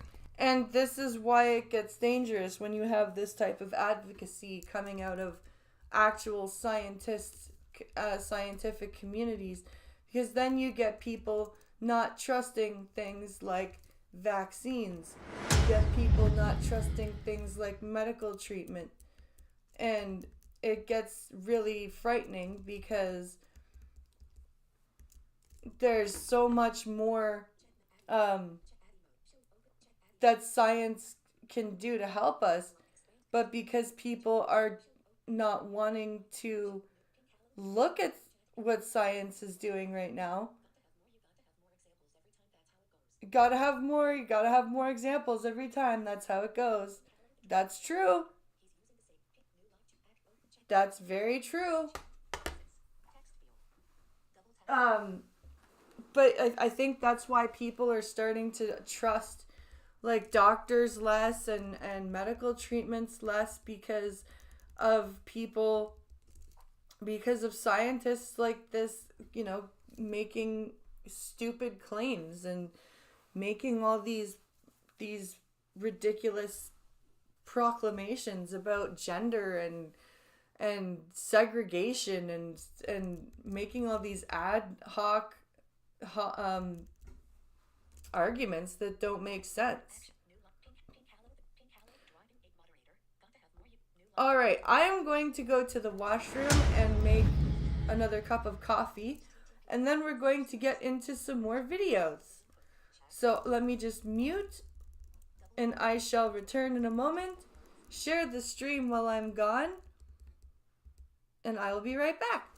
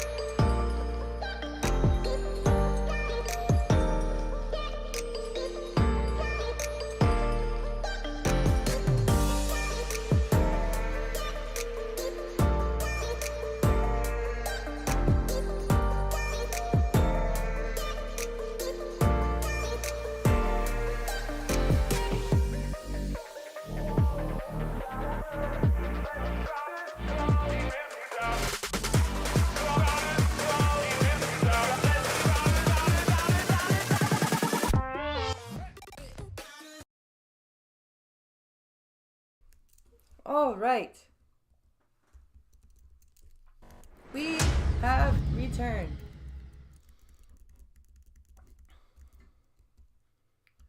Where are we here?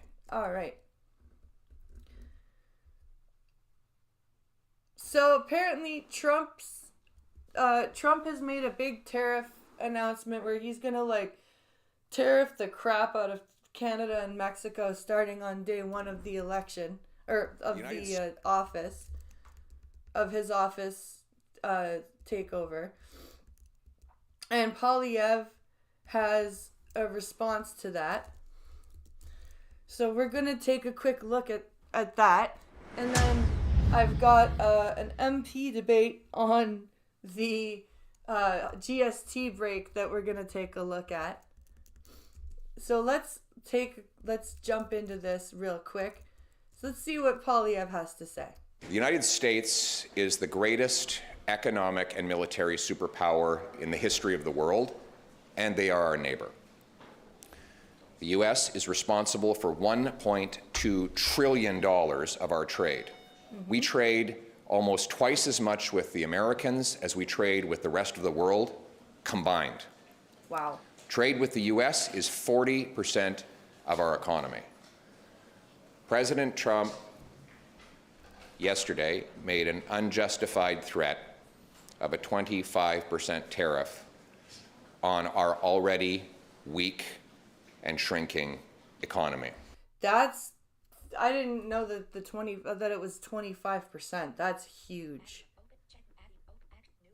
That is absolutely giant. A 25% tariff? Holy crap. Justin Trudeau and Chrystia Freeland were surprised, amazingly. Everyone else knew something like this could be coming because President Trump had been talking about it for years on the campaign trail. Mm-hmm. Yet 20 days ago, Chrystia Freeland said, "Don't worry, Canada will be fine." Apparently, neither she nor Justin Trudeau were following what the incoming president was saying. It's true. It's absolutely true. They acted completely surprised. They acted like they had no idea. They're like, "Oh, Trump, everything's gonna be fine. We're gonna work with Trump. We've worked with Trump before. Everything's gonna be cool." And okie dokie, it'll be just fine. And look at where we are now. Look at where we are now. Trump is threatening a 25% tariff on our goods, and we cannot afford that.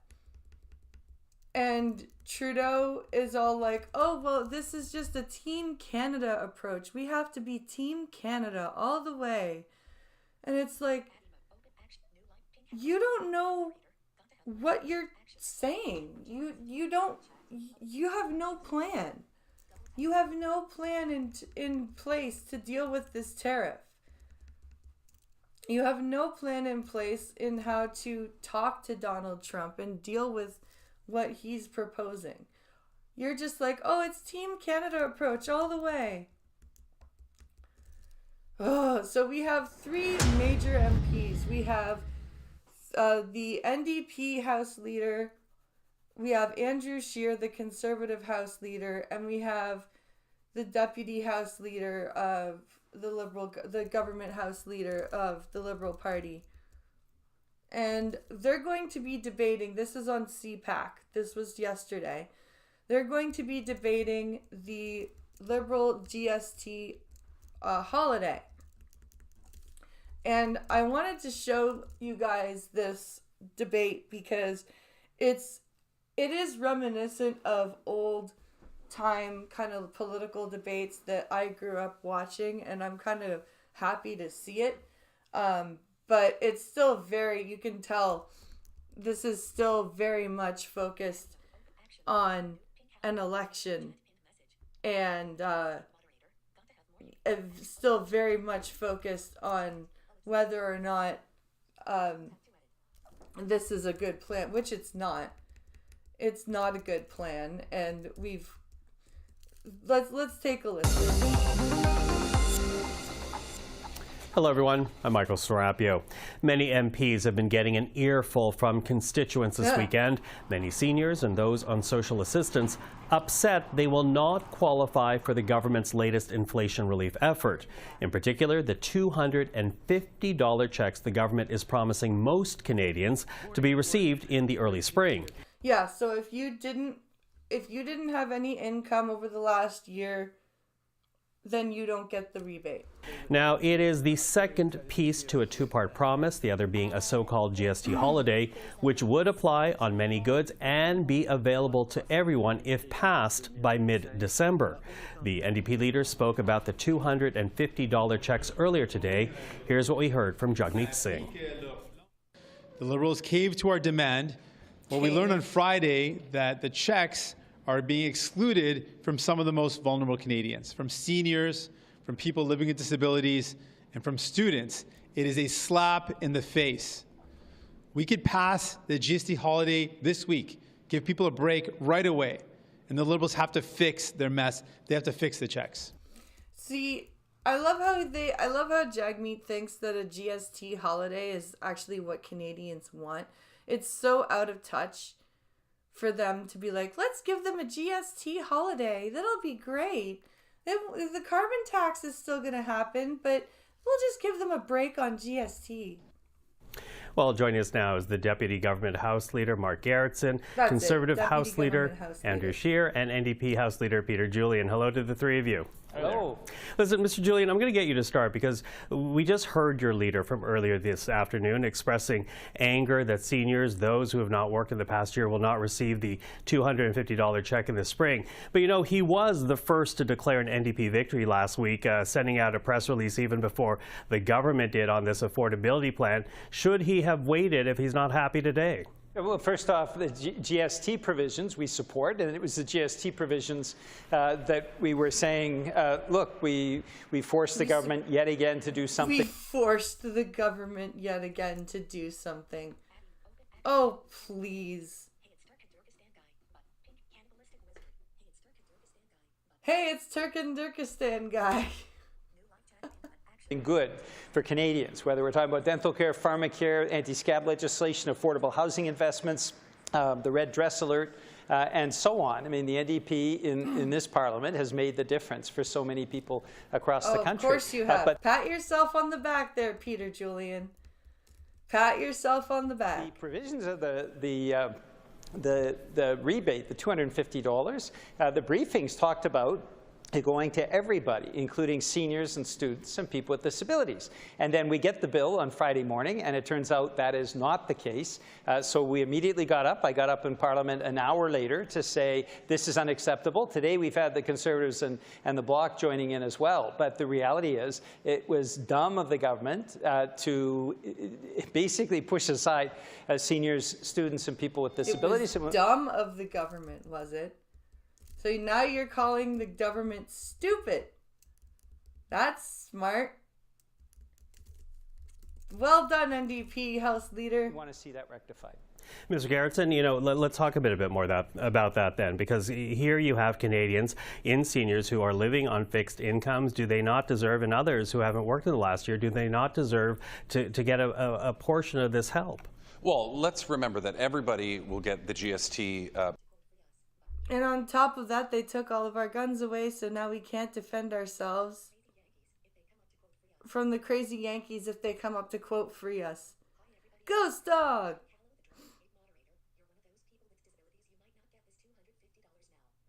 You're one of those people with disabilities, you might not get that $250 now. He's not wrong, they are stupid for this thing. Yes, they are stupid. Yeah, I might not get it if I didn't make enough. I may not have made enough money to qualify because I did pay tax, but I didn't get a lot of money back. The first part of this. As it relates to the second part, the workers' rebate, many seniors, I think there's close to 1 million seniors that currently work, will receive this. There are many people, I know at least in my community, many people in the disabled community that work as well. They will receive this as well. Okay, so so he just said if you're disabled and you brought in some, and if you work, then you get it. Okay. But I don't know if what I do counts as let's, work. not shy away from the fact that no government has done more for seniors in terms of bringing in new initiatives than we have in the last 9 years. When we took office, we had just left a Stephen Harper government that Pierre Poilievre was part of that told seniors, you have to work for 2 years longer before you can retire. We immediately reversed that. We increased OAS. We increased the GIS. We even our signature programs like dental care and pharmacare, seniors were that are all supposed to be provincial, not fucking federal. Jesus Christ, I feel like a broken record on when the I top say of the that. list. We made sure that seniors were the ones that were going to receive that care first before anybody else. So, I mean, there's been so many initiatives that this government has brought forward for seniors, and we'll continue to talk to seniors. Are you worried about the political price, though? I hear what you're saying, that you, as a government, you feel that you've done already a lot already, but do you feel about that you might get some backlash for not including them in this program? Well, I mean, people can always voice their concerns. I mean, we don't look at things from... People can always voice their concerns. Yeah, they are. I mean, people can always voice their concerns. I mean, we don't look at things from what's the political angle to this as much as what is... What?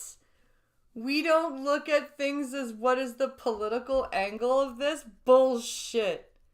That is some hot garbage. Good policy for Canadians, and we believe that the policy that we introduced is good, and it will benefit Canadians and it will benefit seniors as well. I mean, the big chunk of this is the GST, the holiday on the GST. Everybody is going to benefit from that, and people are going to save a lot of money. Everybody is going to benefit from that, and it's going to save people a lot of money. Oh, okay. It's also going to benefit. It's also going to benefit a lot of businesses, small businesses. I can think of countless restaurants in my area that are typically really slow during January and February that are going to see increased traffic. How do you know? How do you know they're going to see increased traffic? Do you have a crystal ball? Do you suddenly know that people are going to have enough money saved from this GST holiday that they're going to just start flocking to restaurants in January and February? And when we have an economy that is doing better for everybody, that's a benefit to the country as a whole. Mm-hmm. Mr. Scheer, last week your leader would not say whether or not the Conservatives would actually support this GST holiday plus this $250 check. Can you say now whether or not your party will be supporting this? Sure, but first let me just address a couple things.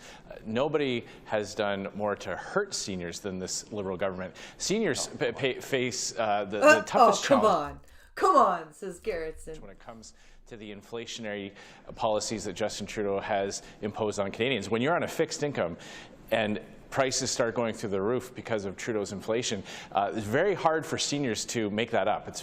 Many of them have to re-enter into the workforce. Their pensions don't keep up with the inflation that Trudeau caused with his massive deficits and money printing.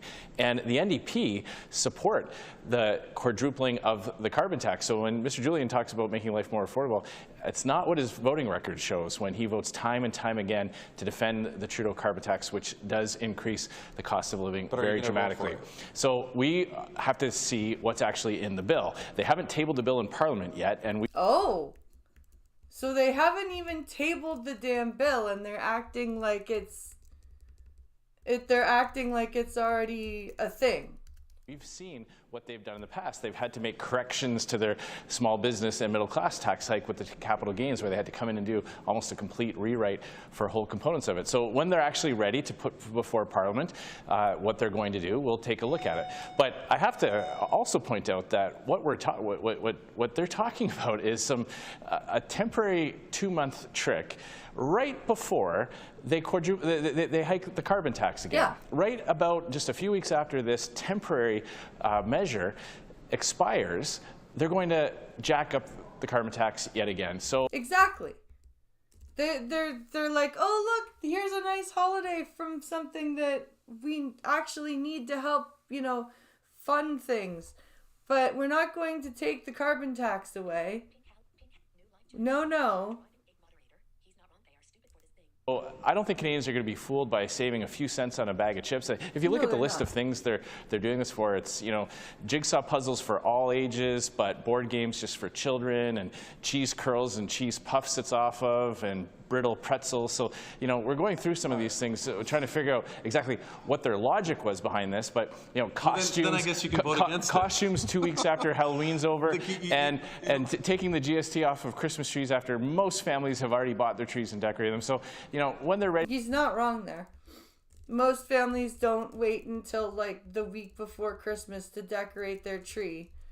At a table before Parliament, we'll take a look at it. But I should also point out, Justin Trudeau himself admitted that every dollar he spends like this increases inflation. Yeah. So what we're concerned about is that all the temporary benefits that Canadians might see will just get sucked away with that giant shop vac of inflation that Justin Trudeau admitted all this deficit spending. Mr. Scheer, let me just jump in before we lose time here, because I do want to pick up on. Let me just stop this fighting before it starts, because I have a question. On what we're hearing from Mr. Scheer, Mr. Garrettson, because we have heard from the business community, they think in broad strokes the GST portion will increase spending, but they also believe that increase in spending will essentially send a message to the Bank of Canada not to cut its bank rate so aggressively. If the issue here is affordability, why not let the bank continue its path as opposed to pursuing this type of, because it was just a few days ago where the Prime Minister did say it is inflationary to give out money like this. Okay. He did say that. Absolutely. He goes, with every dollar of printed money or spent money, the inflation goes up. So 2 things. I just want to correct the record on one thing. If you believe the argument that Mr. Scheer just put forward, that means that you believe the notion that Justin Trudeau has caused the inflation that we've seen. Yes. This is inflation that is global, so I guess he can control. No. This is not global inflation, because there are places where stuff costs global less inflation. than it does here. This is global inflation. Well, we've had the lowest inflation. Mr. Garrettson, speak, please. It's the lowest inflation. We've had the lowest inflation. Let Mr. in the Garrettson G7. speak, please. It's not like the weather, Mark. The lowest inflation in the G7. We've seen the best outcome coming out of it with the softest landing in the G7. The reality is that the world faced inflation following a war in Ukraine, following a pandemic. Does this policy push pressure on inflation, and also tell the Bank of Canada, wait, don't cut so aggressively right now? When you invest in the people that need it the most, and you give them the resources that they need to spend, question. you are not contributing to inflation the same way that you would if you're giving it to people that don't need it. That's just a reality. When you put money into the hands... So then why are you giving it to people who made $150,000? Why isn't the cap like $90,000 or less, or $100,000 or less? Of the people that really need it, so that they can spend it in the economy. It will keep our economy going, and it will give them the supports and the resources that they need. Mr. Julian, what do you say to that? Well, first off, I mean, what we're talking about is the GST coming off of essentials. That's certainly what Jagmeet Singh and the NDP have been presenting, including home heating and cell phone the bills. I mean, the reality is that's an essential in today's environment. And of course, children's clothing. Some of those things are covered by the Liberal proposal. And certainly what this means is that Canadians will be a little less in debt over the Christmas season. Because of that, they will be spending. That's why we support it. It's not the NDP's approach. I mean, the NDP approach would be that it's permanent, and it's over all of the essentials. It's taken off all of the essentials. But the flip-flop in Pierre Poilievre, I mean, in one minute he's saying axe taxes, and the other he's saying, okay, no, we don't know about how we're going to vote on this. And this is where I think the inconsistency of the Conservatives, changing their message every week and contradicting the saving spirit in terms of putting food on the table and keeping a roof over. By today's numbers, $150,000 is the upper end of the middle class. Over their head. Any concerns about inflation, though? People with disabilities. Any concerns about inflation, though, Mr. these are Julian? folks who are going into debt. They're scrimping and saving in order to survive. And the reality is, what this does is allow them to put food on the table. Right. These are the kinds of measures that we want to see. That's why we want to see it as a permanent GST reduction. I mean, the GST was imposed on us by the Conservatives, and the reality is it's regressive taxation. It hurts those who are... The GST was imposed on us by the Conservatives. dude, the GST actually helps pay for things. What is the carbon tax helping? Are the lowest income. Now, what we have is an income tax system under Stephen Harper that gives $30 billion a year to the wealthiest, the billionaires, the wealthiest corporations. They can take it to their offshore tax havens, as the PBO has indicated. And that's something that really needs to be taken a look at so that we can have a more balanced income tax system. But the reality is, when it comes to regressive taxes like the GST imposed on us by the Conservatives, having that relief will make a difference. Having a $250 check this winter going to a senior, a person with a disability, or a student can make a difference too, and that's what the NDP is pushing for. Okay, I'm quickly losing time, but I need to ask this very quickly, because in order to get this proposal passed, part 1, part 2, the deadlock over parliamentary privilege will have to be suspended for a time. How do you feel about that, Mr. Scheer? Well, look, Justin Trudeau has to decide when he wants to comply with a lawful order of Parliament to produce documents in the $400 million scandal where Liberal insiders were funneling money into their own companies. He refuses to do that. That is his choice. But I just have to once again go back. Inflation is not a global phenomenon. No. If it's happening in other countries, it means that they did the same stupid things that the Trudeau government did. Justin Trudeau forced the Bank of Canada to print billions of dollars out of thin air, and that is what caused... Oh, stop. It's the war in Ukraine. Nothing going on in Ukraine affects the Canadian housing market, affects the Canadian... Okay, I'm jumping in. I'm jumping in about essentially suspending the parliamentary privilege. Mr. Julian, if you're willing to do it with this, why not work with the Liberals, get this impasse done, and get Parliament back to work? We've said we're willing to do this because time is of the essence in making sure that people actually can take advantage of the GST being reduced, and hopefully also these checks going to people who are really in need across the country. But in terms of getting Parliament back to work, are there not other priorities that have to happen? You know, $250. Yeah, that's really going to help. Conservatives should stop filibustering their own motion, but the Liberals have to provide the documents.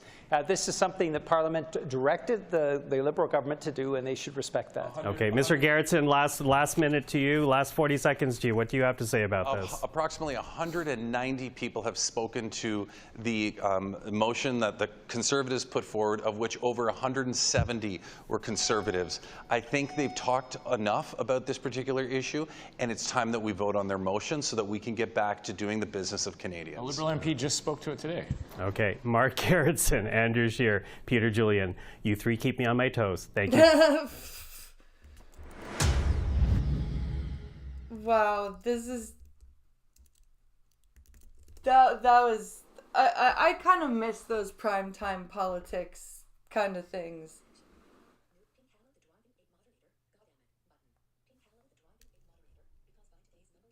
God damn it. Oh, what's wrong? Let's see here. What should we watch? Oh, I know. What's in our... Oops. We'll grab one more video before we jump over into question period. Oh, let's see this. Welcome back, everybody. Valve just put game publishers on notice. This I want to hear about. Let's take a listen to this. I wonder what Valve is doing here. Cuz they did I know that they did like a Steam, you had to do some sort of agreement. You had to do some sort of account agreement or something with your Steam account if you wanted to keep playing. So I can't remember what the Steam agreement was or what the new account agreement was, but let's see. Welcome back, everybody. Today, this is going to be a great video, right? Because publishers sometimes are a little bit naughty. Now, maybe they're naughty because they're kind of bad, or maybe they just make a mistake and they have a plan where the business bigwigs think, oh, cool, we'll sell this season pass, but the developers are internally screaming, thinking, guys, we can't actually do that. The problem, though, is that means that customers, we get burned. Yep. And guess who also gets burned? Big Mr. Gabe. Because if you're running Steam and via incompetence or malice, your devs and publishers are messing on your customers, well, guess what? Now that's your problem. So this is very much a Steam consumer protection story, and it's one that is very Valve, because they've not went and hired a small army, right, of enforcers who are going to be patrolling Steam. No. Valve are a games design company, right? Now, the thing is, Steam, the actual platform, well, it's game designed. So that's true, because Valve has a few of its own games, doesn't it? They want to incentivize behaviors that are in their best interest. And that means, yeah, things that mean that customers feel comfortable purchasing, but it also means developers and publishers acting right. So let's get into this. Today's story is all about selling an idea, selling a promise of future content and how it goes wrong. What's cool though, right, is the last few times we've covered Steam stories, especially policy ones, it's Valve being forced by some sort of outside influence. As an example, there were the terms of service changes, which basically were to... That's right, the terms of service. That's what I was trying to remember. Try to comply with a Californian law. There was all of the stuff with the big class action lawsuits, and that was all Valve responding to external stuff. But here, this is Valve designing their own game, changing the rules, and it's all about the battle passes. Now, this was first spotted by Paweł Janik, who is the Steam DB guy, who does awesome work over there. So what they've done is they've changed their policies on how season passes work. And for the sake of simplicity, so that we all understand what Valve actually means, here is how Valve defines them. A pack of current and future content, brackets DLC, that customers can buy with a single purchase. Okay. So what's of note here is that battle passes, where you've got to unlock rewards through gameplay and like individual DLCs, those don't actually count here. What counts is when you buy a season pass, right? Okay, so like, I would guess like the Diablo Vessel of Hatred would count. And I wonder if you need to buy, so like, because I'm looking at Diablo, the Vessel of Hatred for Diablo, and I'm wondering, does that give you the base game as well as the expansion, or do you have to buy the base game?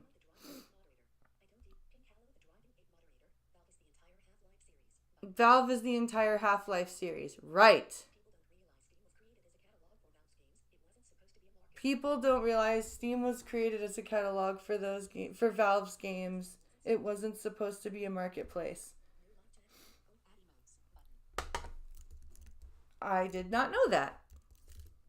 A whole package of things that is purchased before all those things release. And what's really cool is that we have got the full policy document, all of Valve's demands and requirements that developers and publishers have got to meet. And on face value, this absolutely looks like a humongous win for consumer rights. But as always, it gets far more interesting when we dive into the details, and that's possible because of today's sponsor, who keep me protected online. So here's the deal. Data brokers exist. They harvest our data any way that they can, and then they sell it. And that means we get robocalls, we get spam, and Incogni.recollect to recollect my info. Single robocall since I started with them. Incogni means you can actually benefit from the laws that actually exist to protect you, but are normally completely unusable. And you things off with a customer perspective here. So Valve have codified how these products should appear on the Steam platform, sort of in the same way as Advanced Access, where Advanced Access was a thing, it was a gray area, and then Valve said, hang on a second, we should actually have a clear label and a clear system so that people know what's going on. So from now on, before the purchase of a season pass, products must clearly detail these things. A complete list of all DLC included in the pass, so a listing for each of the 4 DLCs that are included. There must be a basic description of the content included in each pass. Valve says, and by the way, I'm reading their policy document here. For example, the first content release might be the Glitterlands expansion, new area to explore, 2 new weapons, and new enemies. Valve's document goes on to say it's not required for DLC to have a final name at the launch of the season pass. They say that information about the content in the DLC... The government just severed every contract with Bossa Nova firm. What's Bossa Nova? What firm is that again? Can you remind me? I don't recognize the name of that.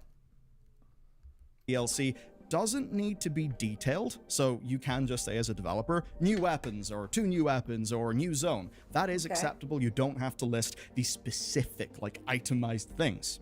Now, they also say, and this is where it gets big, expected release date for each DLC. Quarter and year, i.e. January to March 2025, or season/year is acceptable. Of course, a date that's more precise is also fine. As an example, just any specific date in the year. And then there's a bit that I think is huge, right?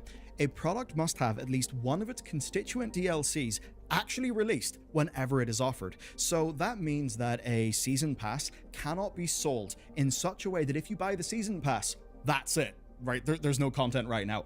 Okay, so you can't, like, does that mean you can't do, like, a pre-order? That you've done is pre-ordered a bunch of future DLCs. That's actually not going to be allowed. And So they're making you actually get at least one part of the DLC when you buy it. So, okay. Being said, pre-orders of a deluxe edition of a game do get their own specific carving out in the rules. So obviously Valve aren't going to publishers and saying, hey guys, no more deluxe editions, because that would lose all of the money, right? So we'll have to treat that as a separate thing. But there's another rule that is massive for us as gamers, as customers.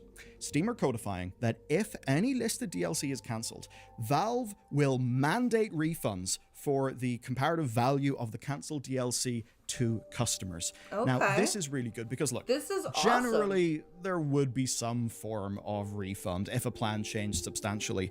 But the thing that actually matters is, can you trust that refund? Is it backed up by Valve's own rules? Here, it is going to be backed up by those rules, and that matters.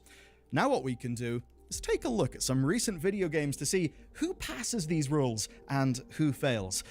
I like this. This is good for Valve for doing this.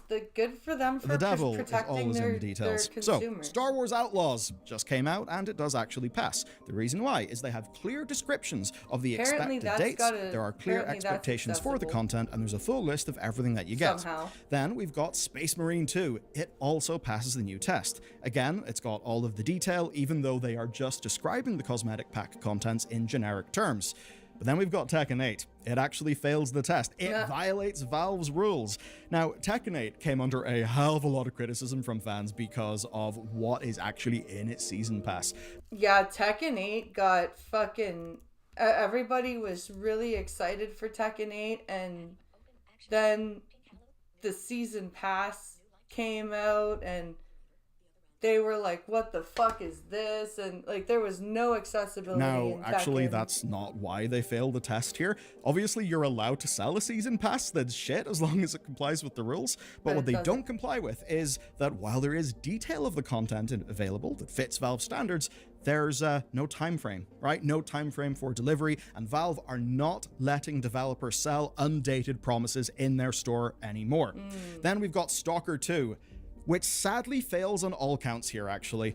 The only thing that they describe whenever you purchase the Ultimate Edition is, quote, Season Pass, guaranteeing 2 additional expansions and any future DLC.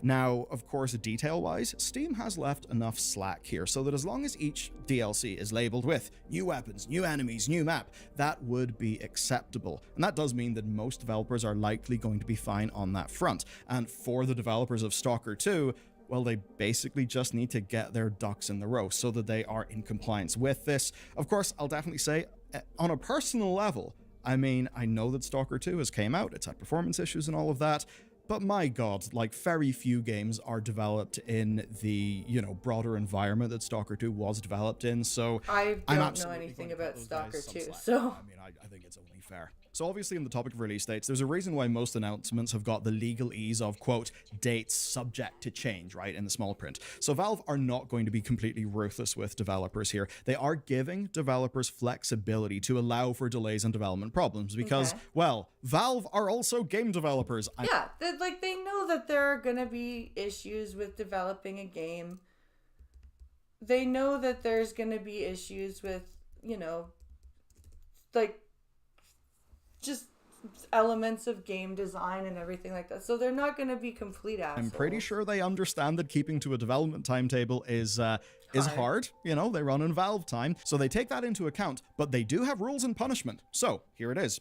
If developers cannot make the 3-month window that they set for their DLC, they are allowed to move that DLC to the next 3-month window. But if it's anything more than that, they can't do it in the Steam backend. They can't click a button. They need to negotiate it with Valve, right? So they basically need to get a meeting with the principal and explain themselves. And if that DLC is delayed past the 3-month point, even if no customer has complained to them, then Valve will actually consider action.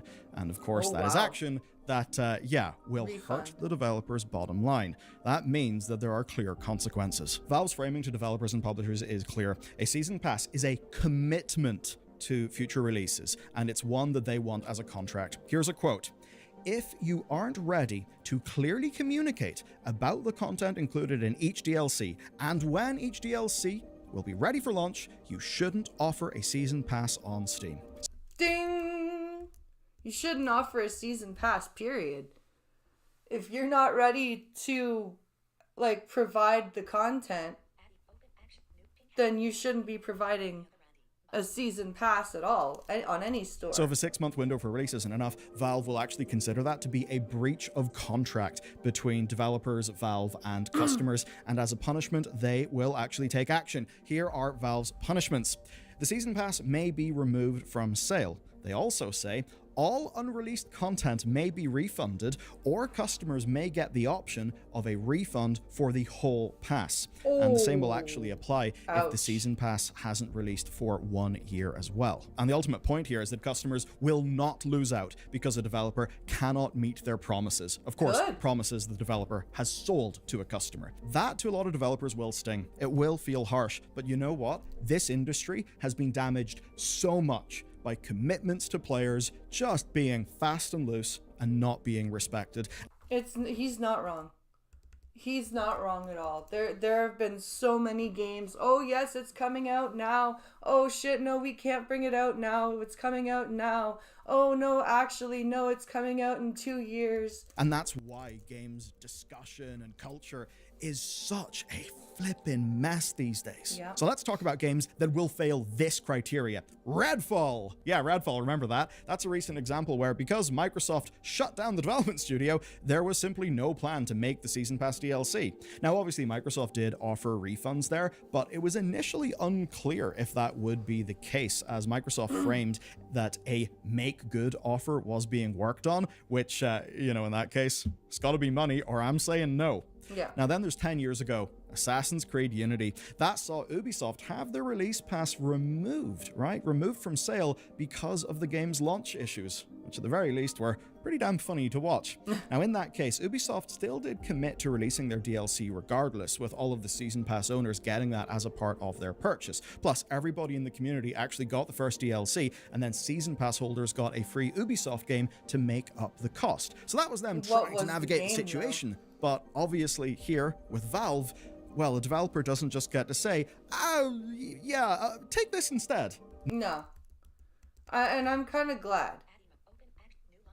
Because what if the game is shit that they give you? It's got to be what you promised, or else Gabe's giving people their money back. And speaking of development shit shows, we gotta talk about City Skylines 2. City Skylines 2's expansion pass, Waterfronts, completely meets all the criteria for listing a Season Pass product on Steam, right? They have got clear descriptions of what the content is, actually far more detail than is even required, and they do have clearly marked dates for, the initial sale of it. As an example, right, the Bridges and Ports DLC was marked as releasing in Q2 of 2024. Okay. However, the astute among you may notice that it's actually Q4 of 2024 right now, and that expansion has not released.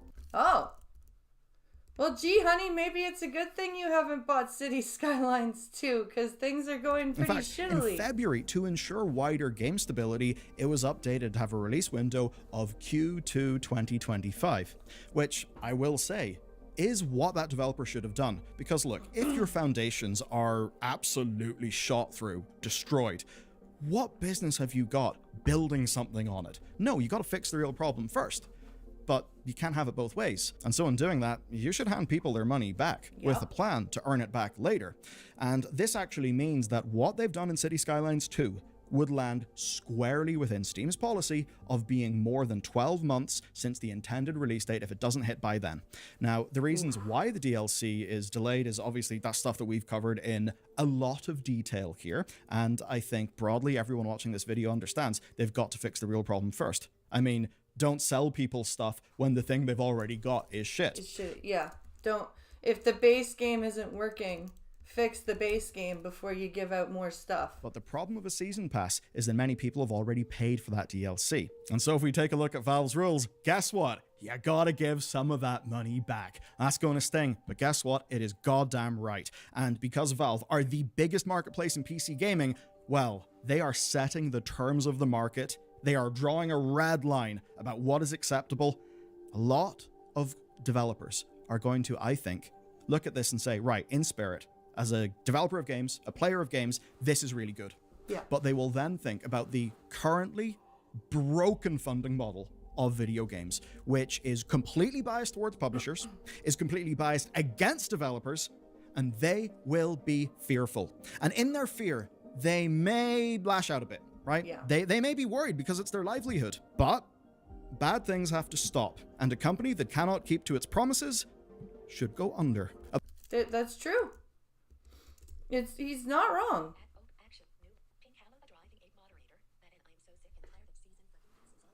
That, and I am so sick and tired of all these season fucking passes. All the season passes is a subscription. My biggest issue being that The Sims 3 had better graphics than any of these new games. There have been so many problems with City Skylines 2, that's why I haven't even looked at buying it. That sucks. At the top of this video, I highlighted that other changes Valve made have very much been responding to things. I mean, hell, even take a look at Steam's industry-leading refund policy. That happened because of Australia. So I suppose for once, in video games, thanks Australia. An Australian gamer, there was a long time where if you wanted an 18-rated game, the government weren't going to let you have it. But on reflection, what I said at the start of this video isn't actually right. There is no outside force from a big authority. No government saying, no senator getting up in, I don't know, the Senate and saying, season passes are messing up gamers. That's not happening. No. While it's not coming from an authority, Valve absolutely are motivated by an external force. And that external force is bad behavior. Yeah. And do you know what matters here? It's not a slap in the wrist. It's a clear financial punishment. I don't know if this turn of phrase exists in your country, but, you know, we would over here in Northern Ireland call someone a bit of a chancer, you know, if they were sort of wheeling and dealing, you know, being a wee bit cheeky. Publishers have often been like that. They've been planning to sell you something and taking the money early, and they don't always deliver, or it's not always the spec. That's damaged the hobby that we love, and it has normalized bad behavior, such that soon people will just expect shit. They will. Yep. It's true. And I'm glad that Valve is taking action as a developer to help consumers, basically.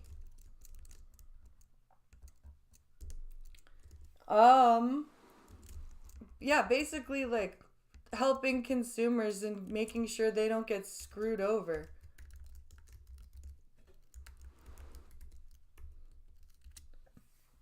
All right, guys. It's time for question period.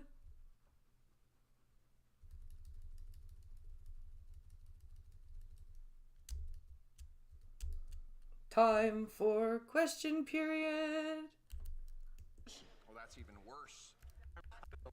Oh, and we're just about on time. President Trump threatened Canada. I'm just gonna back it up a tiny bit. These many members. Don't be humbug. There we go. The Honorable Leader of the Opposition. Call at our... Okay. We're gonna put it on here on our screen, and there we go. There's no plan to cut the taxes that Oh, are no, harming not our you. economy during these uncertain times. Where is the Canada First plan? The Right Honourable Prime Minister. Holy shit, he's actually here. On a Tuesday, no less. Mr. Speaker, I had a good call with Donald Trump last night.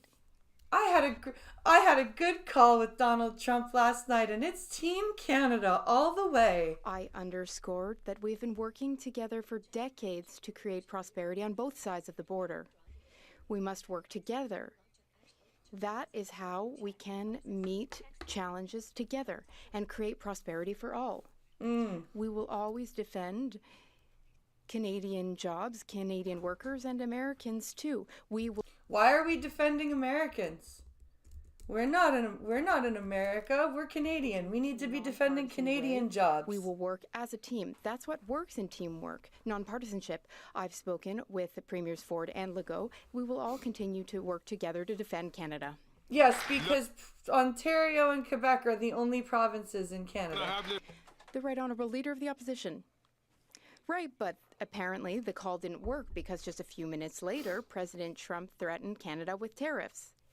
The same goes for softwood lumber and Buy America. For 9 years now, our Prime Minister has not gotten any gains for Canada. And now he's admitted that he broke our immigration system.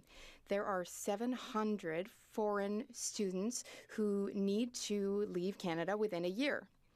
They can illegally cross south into the United States, which would be a huge issue. Yeah. What is the Prime Minister's plan to fix the immigration system that he broke? The Right Honourable Prime Minister. Mr. Speaker, there are international students who come from everywhere in the world to study in Canada. Yes, we know that. That wasn't part of the question. They're in Canada during their studies. At the end of their studies, they return to their countries of origin. That is what happens in the majority of cases, an overwhelming majority of cases. And we do have a system for when people do not return to their countries. Oh, do we? Yes, what we naturalize them and give them stuff. That's what our plan is. Our immigration system does help us address current challenges. We have reduced immigration to Canada recently in order to give our economy a chance to catch up. That's part of an immigration system that works and that meets the adapting and changing challenges that we have today. Plan for economy and security that puts Canada first. But despite the fact the Prime Minister has known for years that Trump was threatening these tariffs, and for 3 weeks that President Trump had won the election, the only plan he has is a Zoom call. No plan to reverse his disastrous liberalization of drugs that have killed people and now threaten our borders. Yeah. No plan to fix the broken borders that he caused. No plan to cancel the tax increases that will drive billions and many jobs away.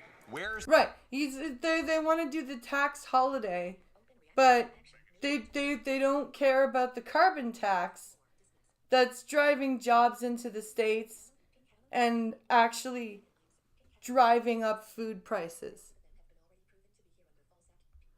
And 10,000 of them have already been proven here to be under false applications. Yup. Here's the plan to put Canada first.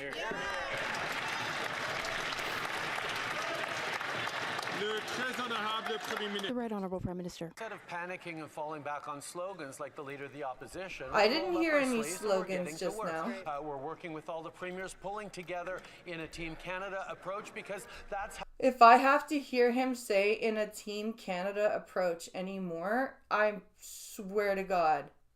I swear to God. Somebody send in a Streamlabs so I can do jumping jacks. I spoke with Donald Trump yesterday evening, talked about how important it was for us to work together to solve some of the challenges we're facing as a continent, as countries, but also work to grow our economy, protect our workers on both sides of the border. This is the responsible, methodical approach we're taking as we move forward, while our opponent falls back on slogans and fear. slogans and fear. No, he's falling back on facts, and I didn't hear any slogans just now. The Honorable Leader of the Opposition. He spoke with the incoming president, and moments later, Mr. Trump put out a tweet slapping a 25% tariff on Canada. So that worked about as well as the Prime Minister's efforts on Buy America and softwood lumber, which continue to be penalized, even though the previous Conservative government got both of those things lifted. Yep. Now move over to drugs. The Prime Minister's disastrous legalization and liberalization of drugs has the Americans worried, in addition to costing 47,000 deaths in Canada. Where's the plan to stop the drugs and keep our border open to trade? There is no plan. There is no plan. He does not care.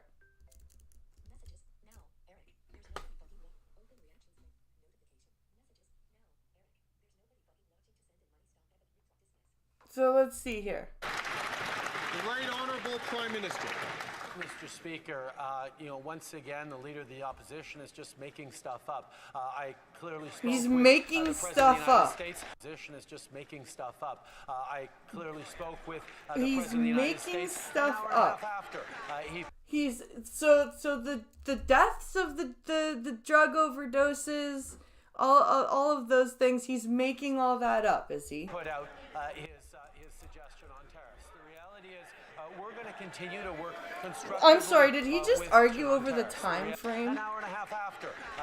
I clearly spoke with the President of the United States an hour and a half after he put out his suggestion on tariffs. I'm sorry, so he's arguing over whether it's a time frame issue. He's arguing over whether there's...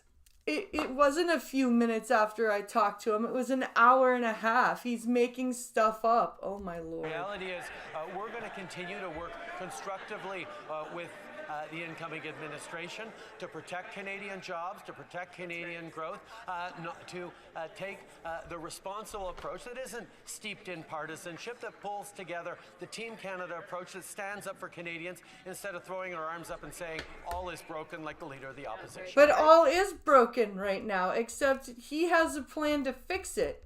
You don't. That's the thing. You don't have the plan to fix it. He does. He's asking you what your plan is. The Honorable Leader of the Opposition. Well, that's even worse. The statement went out promising tariffs before they even got a chance to speak. It's kind of like him backing down on Buy America and backing down on softwood lumber, Mr. Speaker. Now let's move to the tariffs the Prime Minister wants to impose on our economy. Quadrupling the carbon tax to 61 cents a litre would cripple our economy. New tax increases on work and energy would do likewise, sending hundreds of billions of dollars south of the border.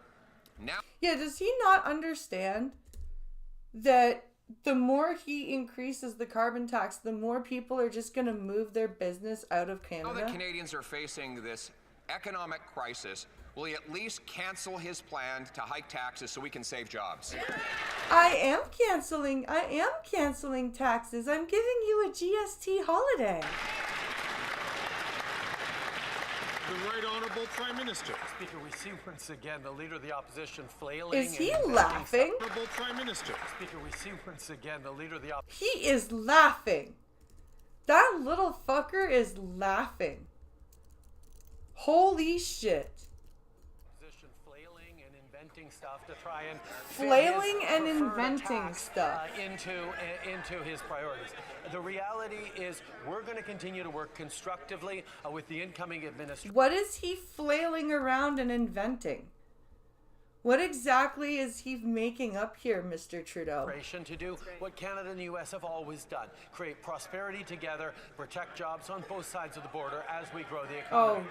When it comes to drugs, Mr. Speaker, we've taken serious steps on that and we'll continue to. If the Leader of the Opposition... We've taken serious steps on that and we will continue to.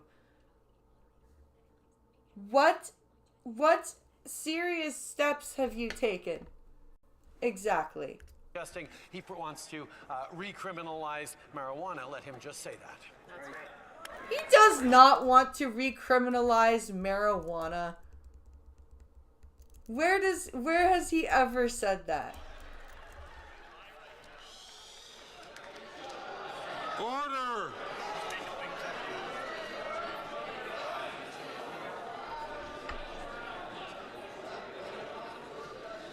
You're asking your caucus if that's right? Order. L'honorable député. The honorable member for Belleuil. Oh, come on. Let Polyev respond to that. Mr. Speaker, over the past few days and hours, we have received signals that we are about to go through some significant insecurity, and we will experience that in Parliament too. There's protectionism, there is rather strong diatribe, strong choice of words. Now is the time to unite people, to make people feel safe, especially economically. We should support the most fragile and the most vulnerable in our society. The Prime Minister, is he willing to reconsider his rebate plan so that seniors can feel that they are economically and financially secure? The Right Honourable Prime Minister. Mr. Speaker, Canadians are struggling to make ends meet. We're aware of that. That's why we're offering a tax break to everyone for the next few months. Before we hike up the taxes to unpayable heights. On groceries, on clothing for children, on all sorts of items that Canadians buy regularly. We're also looking into ways to acknowledge that workers in this country have carried a heavy burden the past few years. Oh, they have protected yes. And so your $250, that's really going to help. Our economy. We want to protect the economy. We want to protect them and their loved ones. We want to acknowledge the hard work of hardworking Canadians. The honourable member for Belleuil. As we have always done, like before the Conservatives went into power, all the fucking doctors and nurses went to the States, and now we're having the same health crisis. Yep. I'm all for criminalizing pot use when you smoke upwind of people. See, that's just inconsiderate. That's just, if you're smoking anything, just go downwind. And this is why I don't smoke flower anymore. I just use a vape cartridge because A, it's cleaner. It's just pure distillate from the extract. It's not like the nicotine shit. And then B, it doesn't have that smell, right? It doesn't stick to you. It doesn't float around downwind or upwind of people. Mr. Speaker, before today's workers, other workers came before them. Workers who worked all their lives, who paid taxes all their lives, and who have no other option. The government is giving checks to people who don't need them, and the government is not giving checks to those who need them the most. Mm-hmm. Would the Prime Minister agree to decrease the salary and give the extra money to those who need it and to seniors? Ha! The Red Arm. No, he would not agree to that. Nobody would agree to that. Mr. Speaker, all Canadians are struggling in different ways. That's why we're investing in creating more daycare spaces. We're also investing through the Canada Child Benefit, which is increasing every year. Is it? So it's going to increase again this year, huh? Where? How? When? We're also trying to help seniors. We're helping these seniors through dental care. We're helping seniors by increasing the guaranteed income supplement. We did so by 10%. And we also increased the OAS for those over 75. We want to help all Canadians, especially hardworking ones who are also struggling, and that's why we So are you saying that people who are disabled are... Oh, I don't get it. As long as we can do it to the people who smoke cigarettes and cigars in the same manner. Yep. Just say oil cartridges. If you say vape, the crazies are going to come. Oh, that's true. It's literally oil with an electric heater. Yep. Going ahead with this initiative. Donald Trump's threats of tariffs could threaten hundreds of thousands of Canadian mortgage-paying jobs. The only thing Mortgage-paying job. Why is he? What is wrong with him? Where is the war room? Where is a concrete plan to bring our issue before CUSMA? Why isn't the Prime Minister fighting like hell for Canadian jobs? Oh, you can't say hell, Jagmeet Singh. That's wrong. That's bad. That's unparliamentary. The Right Honourable Prime Minister. Mr. Speaker, rather than panicking, we're engaging in constructive ways to protect Canadian jobs like we have are before. we? We're engaging in constructive ways to protect Canadian jobs. How? Somebody explain that to me. I don't think the idea of going to war with the United States is what anyone wants. What we will do. Nobody is stand said up go for to war. He said, where's the war room? As in, where's the big think tank? Where's the brainstorming? Where's the ideas Canadian coming jobs, from? as we have before, He as we didn't will say continue go to war stand with up the. for Oh the, my God. prosperity we create when we work together. Stand up for the challenges that we're facing, that we're protecting Canadians from. There is work we can do together. That is the work we will do, seriously, methodically, but without freaking out the way the leader of the NDP seems to be. The daycare spaces that are literally being vacated by daycare companies because of your insane requirements for their $10 a day bullshit. Exactly. L'honorable député de Burnaby. The Honourable Member for Burnaby South. If the government ignores this problem, they need to take it seriously. They can't afford another letdown. Les attaques de Trump n'étaient pas une surprise. Trump's attacks did not come as a surprise. We saw the writing on the wall. But the Prime Minister prefers to turn a blind eye, and he's been saying that everything is going fine. Meanwhile, thousands of Canadian jobs are at risk. Why hasn't he done anything about Donald Trump's threats? The Right Honourable Prime Minister. Mr. Speaker, we take our economy and defending it seriously. That means we can't take action out of panic. We need to offend the principles that will help us Offend the principles? I think she meant defend the principles. thrive.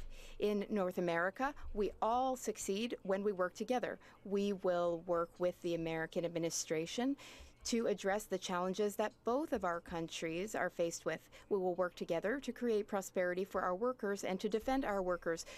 That's what we've always done. That's what we will continue to do. Mr. Speaker, this is not time to panic. This is time to work hard, and that's exactly what we're doing. Honourable member from Regina Capel. Oh, here's Andrew Scheer. Has broken.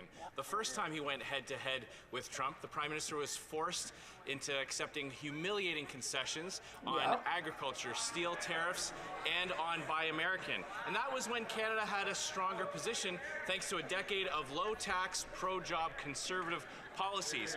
After 9 years of economic vandalism, though, he's put Canada in an extremely vulnerable position.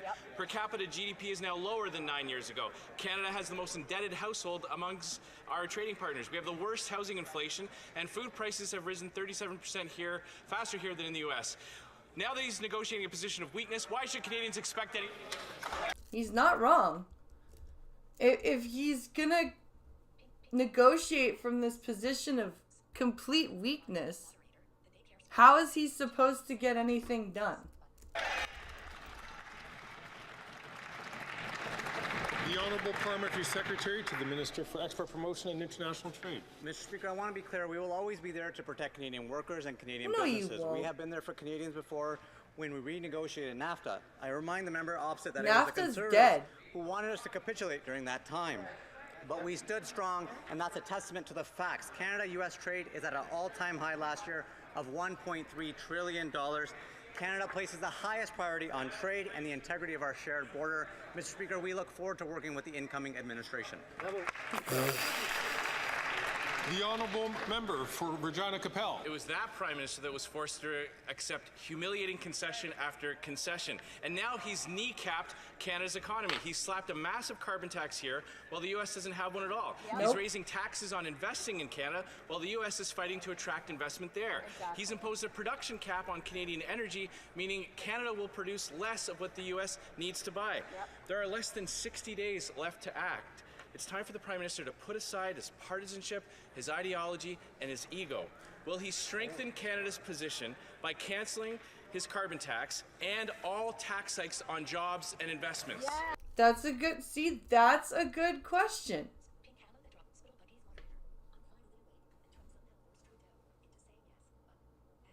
I'm finally awake and Trump somehow forced Trudeau into saying yes. Well, that's not hard. Forcing Trudeau to say yes is like forcing, I don't know. It's not hard to get him to say yes. The Honourable Minister for Innovation. Mr. Speaker, will take no lessons from the Conservative. Oh my God. Strategy, Mr. Speaker, last time was to... Mr. Speaker will take no lesson from the Conservative. Mr. Speaker, I am here to say your name, Mr. Speaker, over and over again, Mr. Speaker, because that's all I can say, Mr. Speaker. Capitulate on this side of the House, as the Prime Minister said, Mr. Speaker, is to take that seriously and methodically. Mr. Speaker, we have been engaging with our U.S. partner on three key things. The first one is security. Security of the borders, security of the North and the Arctic, resilient supply chain when it comes to semiconductors, when it comes to critical minerals, when it comes to energy, and put forward a growth plan for North America, Mr. Speaker. On this side of the House, we'll fight for Canadians, we'll fight for industry, we'll fight for our country, Mr. Speaker. Of course you will. You sound so very... What's the word I'm looking for?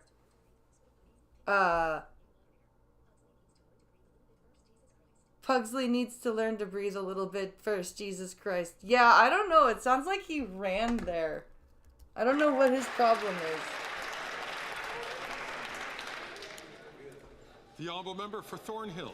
Everywhere we look, we find more evidence of economic carnage, and now we're up against the biggest economic and security superpower, and this government has no plan. We need a Canada First plan to fix what the Prime Minister broke. When he took office, our GDP per capita was 81% of the U.S.'s. Holy now shit. it's fallen to 73%. It's a made-in-Canada problem, and it's not about vibes. It's driven by higher taxes, higher spending, higher regulation, and this government's economic vandalism. Faced with the threat of tariffs, when are they going to stop the vandalism and start fixing the crisis so Canadians have a chance? I really like her. I really hope that she becomes Deputy Prime Minister. Because she would be great as Deputy Prime Minister. Parliamentary Secretary to the Deputy Prime Minister, Minister of Finance. Mr. Speaker, when the Conservative Party of Canada wanted us to back down during the last round of NAFTA negotiations, we stood up for Canada. We stood up for Canadian workers. We stood up for the steel workers in Canada, Mr. Speaker. We stood up for Canadian auto workers. We stood up for our farmers and agricultural workers, Mr. Speaker. They want to know what the plan is. We plan on doing it again and getting a win-win for Canada and the United States. You know what the plan is? We plan on having a plan.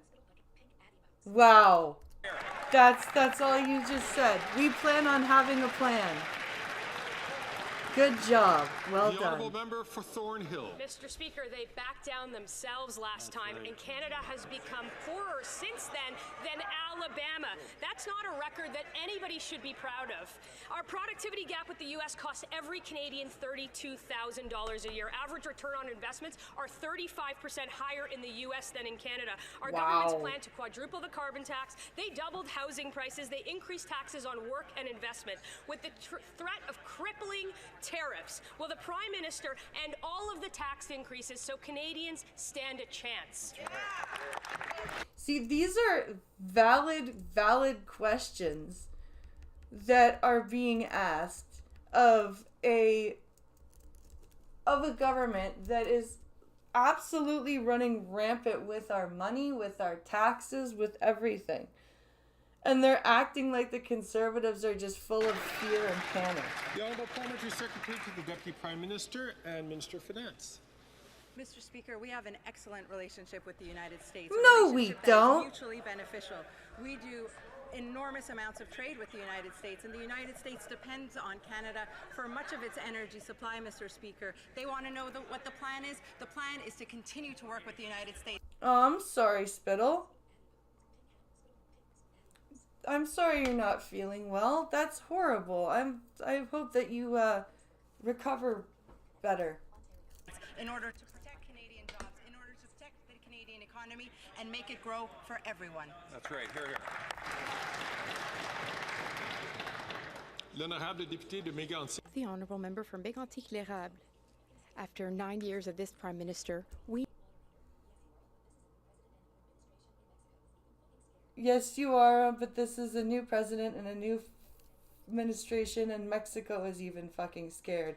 Yeah. We need a plan to put Canada first. Mexico and is Prime getting Minister's worried economic about vandalism. this. He broke the immigration system. He is unable to protect the borders. He's left our economy with a huge debt.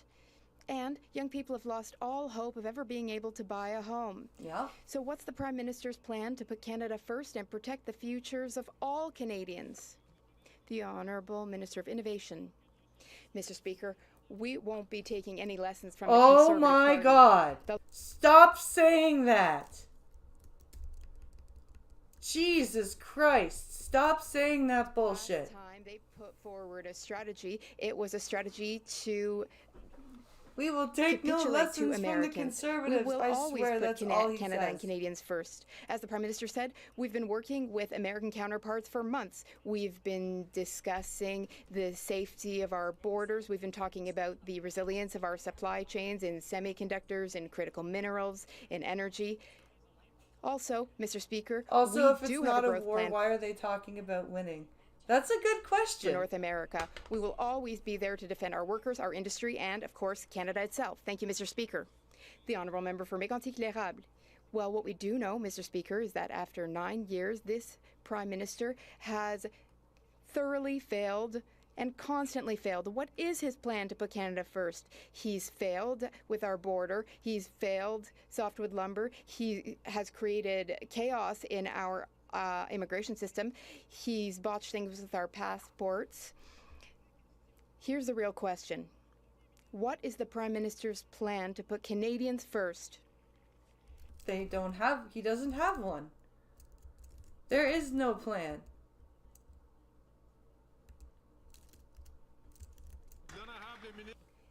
The Honourable Minister of Innovation. Mr. Speaker, what the Conservatives don't want to talk about is Canada's investment track record in 2022. Yet last year, 2 Mr. years Speaker, ago, Canada received almost $60 billion in investment. Can you believe that, Mr. Speaker? We had historic investments in the automobile sector, in the critical minerals sector, in energy. Mr. Speaker, Canada has become the strategic partner of choice in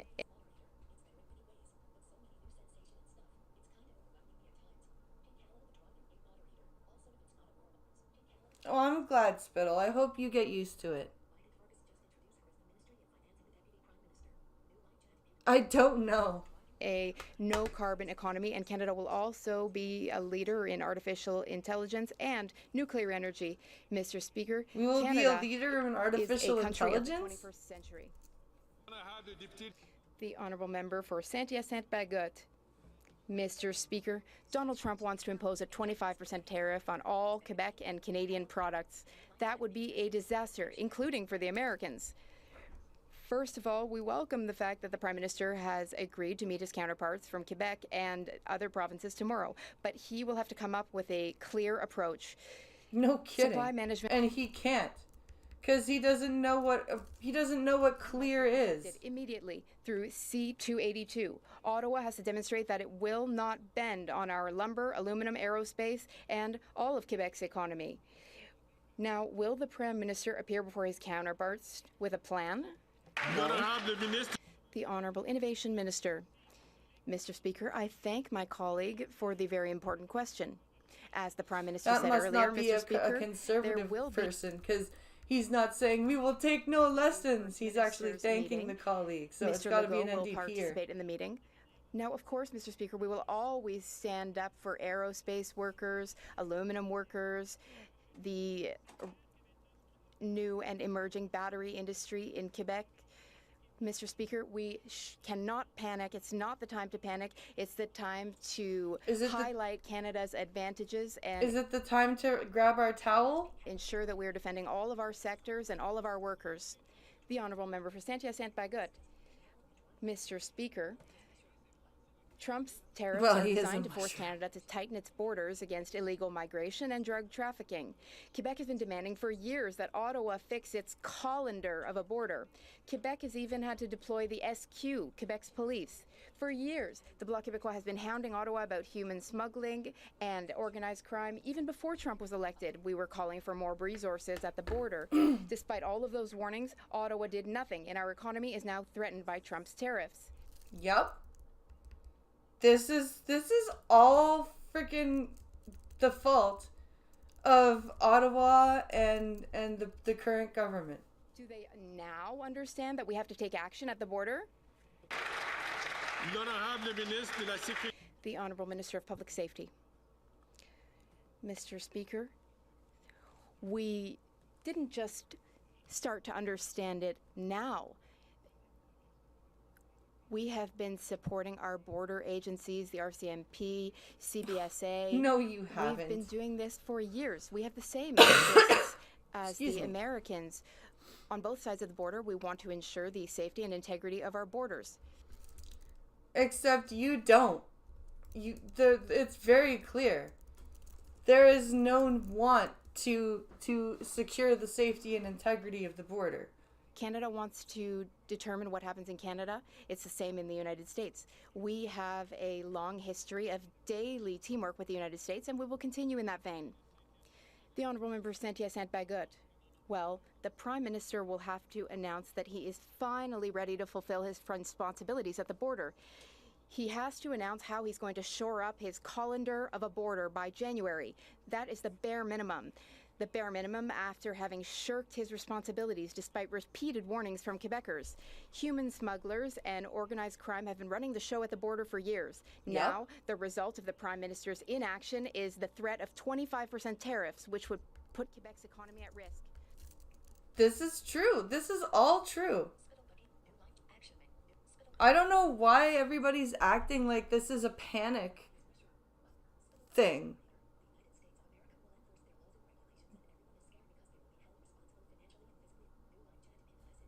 You're right, Spittle Buggies.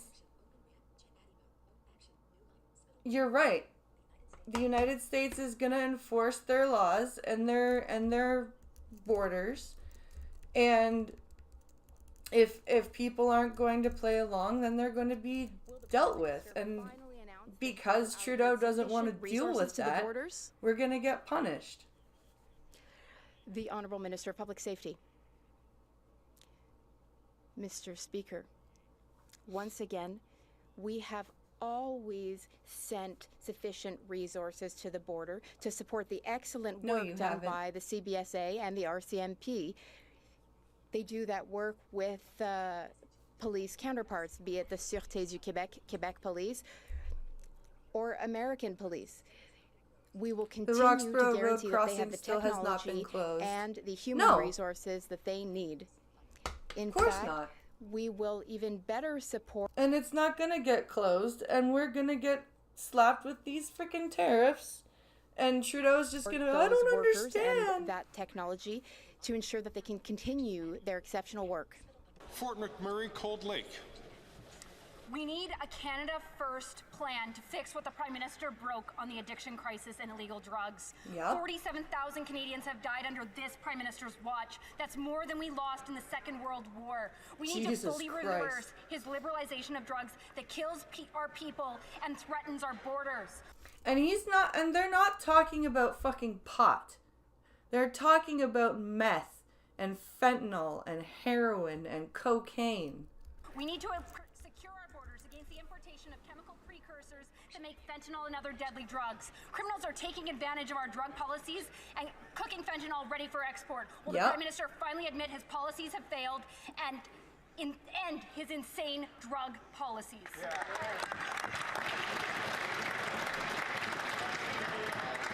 The Honourable Minister for Mental Health and Addictions. Mr. Speaker, every Every life lost due to the illicit toxic drug supply in this country is a tragedy for families. They're not talking about just the illicit toxic drug supply. They're talking about pharmaceutical grade drugs that are being given out at safe injection sites. Mr. Speaker, on this side of the House, we've invested over $1 billion in treatment, prevention, harm reduction to save lives. We've worked with our U.S. counterparts on precursors, and we will continue to do the work What does to that save mean? lives based on evidence, based on health care, and based on protecting those who need help the most. We will not look away, Mr. Speaker. We are here to protect those who need our help. That was a complete nothing burger answer. The honourable member for Fort McMurray Cold Lake. That's not a plan. We need a Canada First plan to fix what the Prime Minister broke on the addiction crisis and illegal drugs. There's been a 200% annual increase in drug deaths under his watch. We need to fully reverse his liberalization of drugs, ban the drugs, prosecute every trafficker, secure our borders against drugs and chemical precursors. Okay, but drugs are banned. Like, those drugs are illegal. What do you mean ban the drugs? Now you're sounding a little bit crazy. Like, that are making fentanyl and other deadly drugs. We need treatment and recovery so we can bring our loved ones home drug-free. Will the Prime Minister finally act in the interest of Canadians and She's fully getting a reverse little bit. course on his radical She sounds a little bit. What's the word I'm looking for here? She sounds a little bit hyperbolic. liberalization of drugs? She sounds like if she found pot in her 17-year-old's room, that she would act like it was heroin. That's how she sounds. Mr. Speaker, on this side of the House, we will lead with compassion, we will lead with healthcare, and we will lead with evidence. Mr. Speaker, since 2015, we have been investing in the treatments and the pathway that means the most to those whose lives we need to save. On that side of the House, Mr. Speaker, they cut the drug treatment fund by 2/3. When they cut the CBSA, they cut the drug checking laboratories. They don't protect Canadians. They don't address the illicit drug supply, and they don't understand that people need health care and help, and they need our compassion. Shame on them, Mr. Speaker. They just don't understand. They just don't get it. Shame on them, Mr. Speaker. Shame. That's your answer. There's no plan. Just shame. The honourable member for Simcoe North. The Prime Minister's economic report card is in. Canadians have the highest consumer debt in the G7. House prices have doubled. Per capita income is lower today than it was 10 years ago, and the average Canadian makes $30,000 less than their American counterpart, all as a result of this Prime Minister's economic vandalism. And in the face of economic uncertainty and global trade imbalances, this Prime Minister's plan is to increase taxes on job creators, entrepreneurs, and farmers. Will he enact a Canada First plan and stop these tax increases to keep our jobs and investment at home? No, of course not. Why would he do anything of the sort? Why would he try to help Canadians? It's very clear all he wants to do is help himself. Parliamentary Secretary to the Deputy Prime Minister and Minister of Finance. Maybe that Conservative member missed the memo. They're We're mostly actually talking taking about federal heroin and taxes fentanyl. off, Yeah. Mr. Speaker. We're taking the GST off of everyday goods in order to help Canadians. We are wondering on this side of the House how the Conservatives could be against a tax break for Canadians. Because it's a tax break that will do nothing. Take away the carbon tax. Don't take away the GST for 2 months. Take away the carbon tax forever. Mr. Speaker, this policy is good for Canadians, it's good for the economy, it's just bad for Conservatives. Oh, stop. The honourable member from Simcoe North. Mr. Speaker, if the government doesn't want to listen to Conservatives, maybe they'll listen to economists. Believe it or not, the United States government really likes y'all. It's just the lack of communication that's costing Canada more and more money. You're not wrong, Spittle. Canada, because of the way Justin Trudeau is, nobody communicates properly with anybody. At National Bank, who found that real GDP has contracted 4% since 2022. This is unprecedented outside of a recession. It's a made in Canada, per person GDP recession caused by the economic vandalism of this Prime Minister's policies, whose only plan is to increase taxes on everybody, farmers, physicians, entrepreneurs, and all people who want to invest in Canada. When will the Prime Minister enact a Canada First plan to keep jobs and investment in Canada and our Canadians at home? Never. The Honourable President of the Treasury Board. What my honourable colleague doesn't quite understand is that we do have a Canada First policy. That's why we have the lowest net debt to GDP ratio in the G7. That is why we have a AAA credit rating. That is why we have inflation. None of that matters to the average Canadian. 1.6% in September, Mr. Speaker. And at the same time, we have supports for Canadian, for example, the tax holiday and supports for 18 million workers come this spring, Mr. I think she forgot to take her Xanax today. She sounds very amped up and upset. Speaker, on this side of the House, we have the balance right, and we have a Canada First policy for Canadians.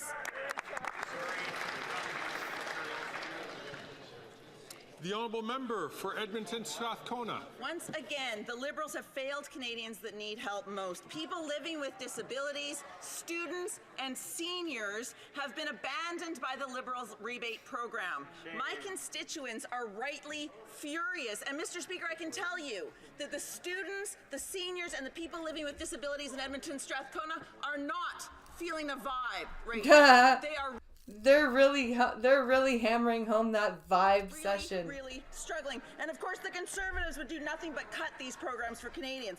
Will the minister fix this program and get help for those who need it the most? Hear, hear.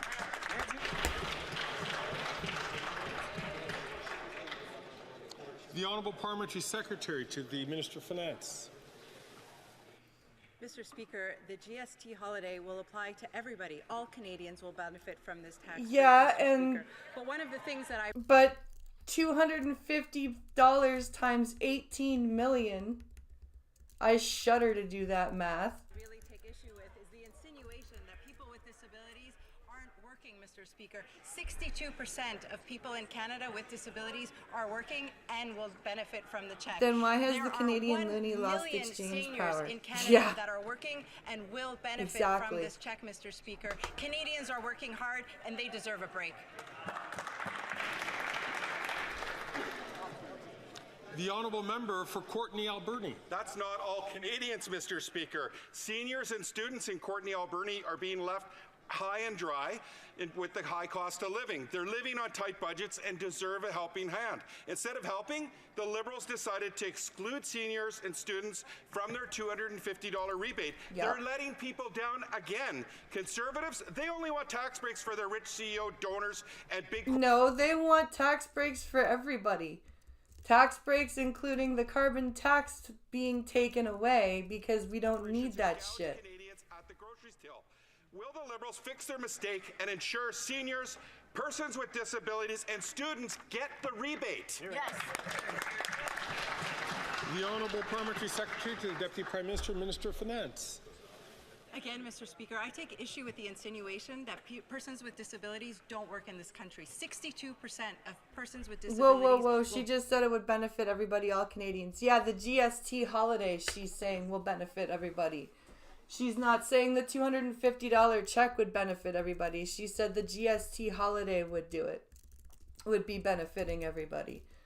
benefit from this rebate because they are working hard.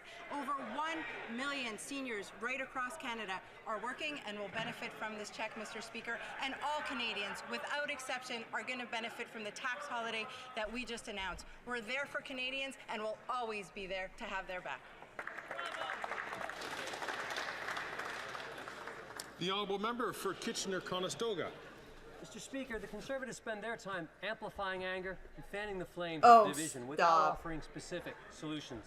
In contrast, last week our government announced measures to support Canadians during the holiday season and into the new year. Could the President of the Treasury Board Softball provide more details question. about our plan to help Canadians save money this holiday season and beyond. Ban sitting government members from asking questions in question period. Only opposition. I would invite the Honourable Minister, to wait until she's addressed. Oh my God. She couldn't even wait till the speaker called her out. Dummy. President of the Treasury Board. Mr. Speaker, whether it is $10 a day childcare, increases to GIS and OAS, or the Canada Child Benefit, on this side of the House, we are always there to support Canadians. For example, with last week's announcement of a tax holiday. It was really funny is how do we benefit from saving 12 cents on every dollar? I don't know. Oh, I'm sorry, 15 cents for all three. Yeah, I don't know how we're supposed to save all this money. Like, I don't get it. The tax holiday is just a badly planned ploy for votes? Yes. That's exactly what it is, Spittlebuggies. It is a planned vote. A badly planned vote grab. Diaper, food, Mr. Speaker, as well as cash back for 18 million workers, Mr. Speaker. While the Conservatives play partisan games, 18 million workers. We have no idea whether their members actually would support this measure because they're not allowed Why to is she yelling like that? And encourage all members not to take the floor unless they are addressed by the chair. And this $250 rebate that they're talking about doesn't come in until about April when we're doing our taxes, and it costs about $300 to do our taxes. Yeah. Exactly. It's basically a nothing rebate. The honourable member from Chilliwack Hope. After 9 years, we need a Canada First plan to fix what this Prime Minister has broken. Our standard of living has plummeted compared to the United States. The last thing Canada needs is a capital gains tax hike on our farmers, doctors, home builders and small businesses, but that's exactly what this Prime Minister is proposing. His tax hikes will drive investment, jobs, doctors and food production out of this country at a time when we can least afford it. With the threat of U.S. tariffs on the horizon, why won't the Prime Minister stop making things worse and cancel his reckless tax increases on Canadian jobs and investment? Because the planet is burning. The Honourable Parliamentary Secretary to the Deputy Prime Minister and Minister of Does she Finance. think she's going to get a cheer? I think so. It was this Liberal government that reduced taxes on the middle class not once, but twice. Why do Mr. they all Speaker, sound and the high as shit? Conservatives You know what? I don't know. Maybe they all just did a whole bunch of Xanax before they came into Parliament today. Speaker, we're coming with a tax break for the holidays. That's going to mean more money in the pockets Like, of she Canadians. sounds And yet again, the Conservatives completely are out opposing of this measure. Mr. Speaker, do the Conservatives really believe the talking points that they're saying? Mr. Speaker, if they did, they would vote in favor of a tax break for Canadians. That's what we've put on. They want a tax break. It's called the carbon tax break. How are they going to vote? The Honourable Member for Chilliwack Hope.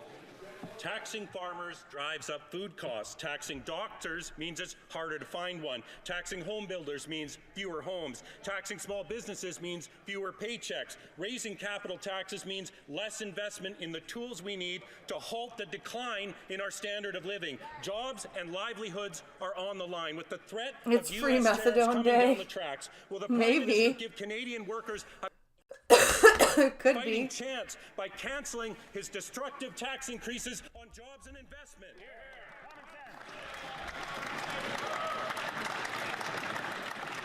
The Honourable Minister for Innovation. Mr. Speaker, I like very much the member, but let me I like inform very much the member, Mr. Speaker, but I do not take lesson from the Conservative, Mr. Speaker.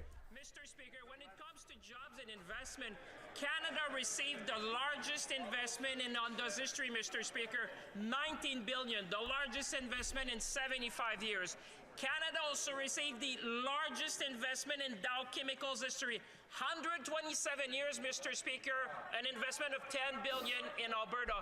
Mr. Speaker, we received the largest investment in 139 years of BHP in Saskatchewan, Mr. Speaker, $22 billion.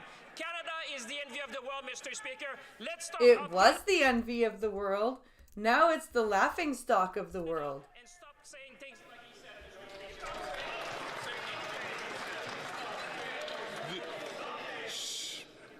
The honourable member for Oxford. Mr. Speaker, we have learned from this government's own immigration. She's got too much of the Lisa Simpson, I'm going to make everything change. Even though she's just standing in for Freeland. Yep. Documents that nearly 5 million people will have their temporary visas expire next year. The Minister of Immigration was asked for his plan in committee yesterday, but he had no plan. Can the Prime Minister correct his minister and tell us his plan to enforce and ensure that the nearly 5 million people that leave Canada when their visas expire next year? Yeah. How are you going to make sure that they all go home? Especially if you've lost like 1 million people already. The Honourable Minister for Immigration, Citizenship and Refugees. Let's examine the latest round of hysteria from the Leader of the Opposition, Oh, Mr. stop. Speaker. We're talking about 4.9 million documents that apply, sometimes many to one person. These are tourists. These are people, the vast majority of whom leave the country, including artists that come to this country, including Bruce Springsteen and others. Oh, Meanwhile, stop. Oh, please. Bruce Springsteen, my ass. Just stop.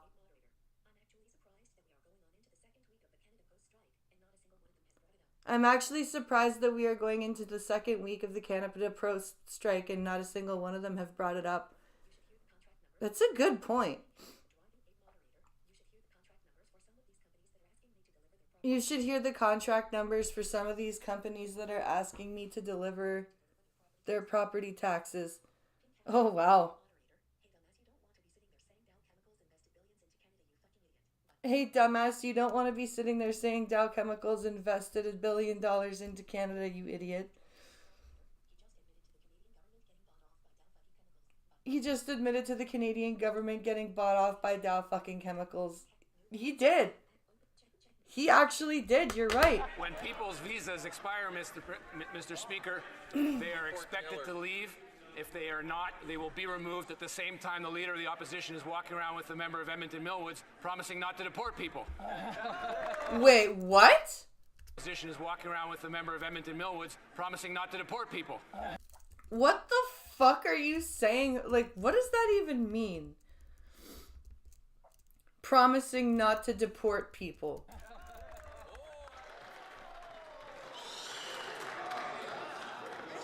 The Honourable Member for Oxford. Mr. Speaker, again, there's no plan from this minister. And after 9 years of breaking our immigration system, his plan is to ask them to leave nicely. And now they're staring at Temporary visas, good they expire, send them the fuck home. That Yep. will crush our Canadian workers and cripple our economy. We need a Canada First plan that fixes the immigration system and ensures that the 5 million people will leave when their visas expire next year. When will we see that plan? The Honourable Minister of Immigration, Citizenship and Refugees. Mr. Speaker, again, we see now the Conservatives rollover first program. They're What the talking about fuck? people that are here that do routinely leave the country. Roll over first program. What does that mean? It includes a vast array of people that do routinely leave the country. They come in as tourists. It includes a vast array of people. He's answering an OPQ question that they posed us. We were very precise in the answers they gave. They lost those million people because they crossed the border and went into the States. There's night vision photos of this. Sometimes it's not 5 million people, Mr. Speaker. It's a number of documents attached to the same person. So I'm surprised he didn't say Ed Sheeran since he looks like his doppelganger. Oh, really? Migration that is actually doing very well in this country, according to Canadians. Hear, hear. The Honourable Member for Rivière du Nord. It's good timing today for tackling organized crime in our cities and at our borders. Let's hit the bad guys where it hurts, in their wallet. The Bloc Québécois has tabled Bill C-420 to establish a registry of criminal organizations. Above all, we propose to reverse the burden of proof on C-420? Bill C-420 is the organized crime bill. Okay, that's funny. Revenues. We propose to allow law enforcement agencies to freeze or seize gang members' assets if they're unable to prove that they were not acquired through crime. Will the government support us, and what do they think of this? The Honourable Minister of Public Safety. Mr. Speaker, we are always open to supporting good ideas, to support our law enforcement to fight against organized crime. There already are provisions in the criminal code that allow our courts and to seize assets and bank accounts that are the result of proceeds of crime. But if my colleagues has other suggestions, we are absolutely open to looking at seeing what we can always do to support the important work of our law enforcement. The Honourable Member for Rivière du Nord.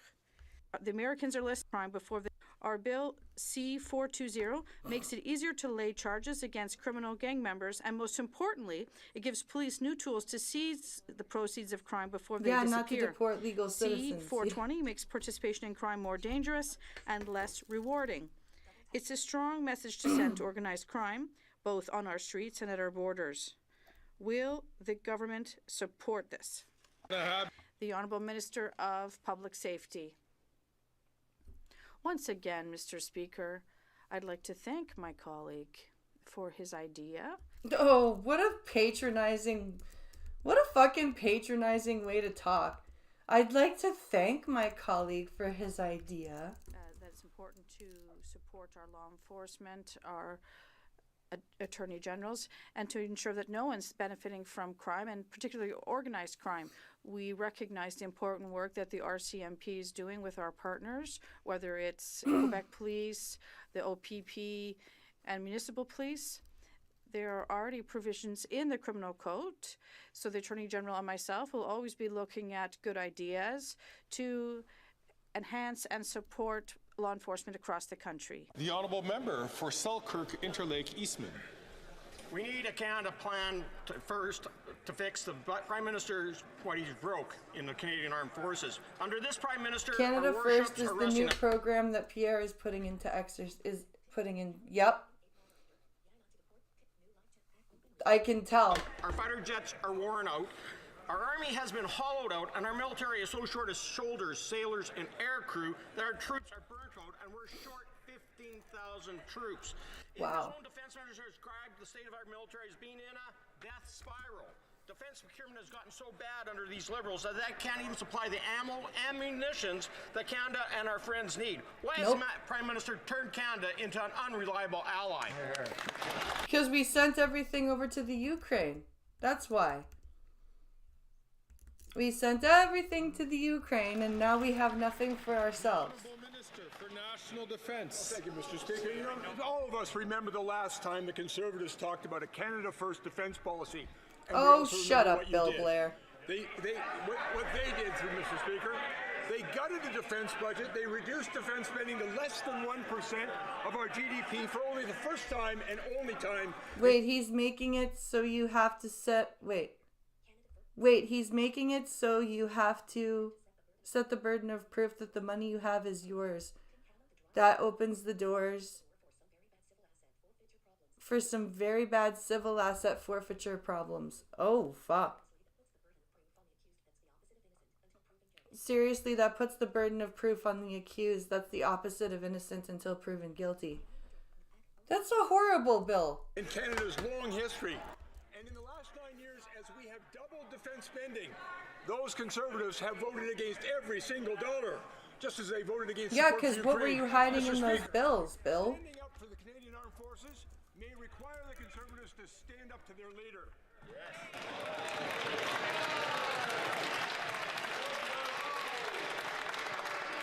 The Honourable Member for Selkirk Interlake Eastman. Well, we know Mr. Speaker, that this minister loves to fudge the numbers, and in reality, the former Conservative government bought 5 C-17 Globemasters, 17 new Hercs, 15 Chinook helicopters, 100 Leopard tanks, modernized the Auroras and Halifax-class frigates, and a partridge in a pear tree. And fought alongside our American allies against ISIS and the Taliban. Will the Prime Minister reverse his $2.7 billion cut to our armed forces and finally invest in our troops and put Canada's interests first?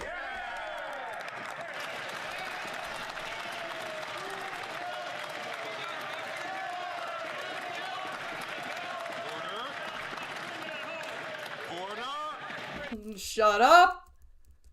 Everybody stop clapping! I don't approve of this nonsense.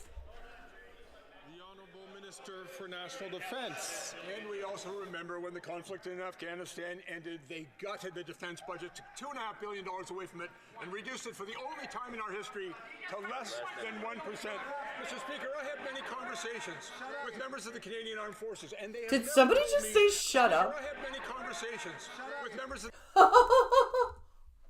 That's funny. the Canadian Armed Forces, and they have never told me what they need is another vacuous slogan.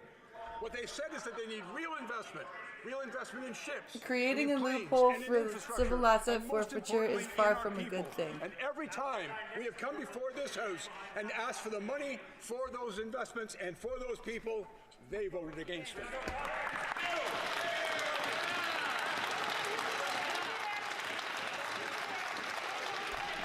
Order. À l'ordre, s'il vous plaît. Order, please. L'honorable. The honourable member for Charlesbourg, Haute-Saint-Charles. Mr. Speaker, the Prime Minister has demolished our armed forces by making poor decisions and not investing enough. And sending all of our munitions to Ukraine. Announced reductions in the defense budget, and he is not reinforcing our Like the U.S. is doing it right. They're military. shipping After all the 9 years of expired waste, shit can this over. Prime Minister have a plan to put Canada first?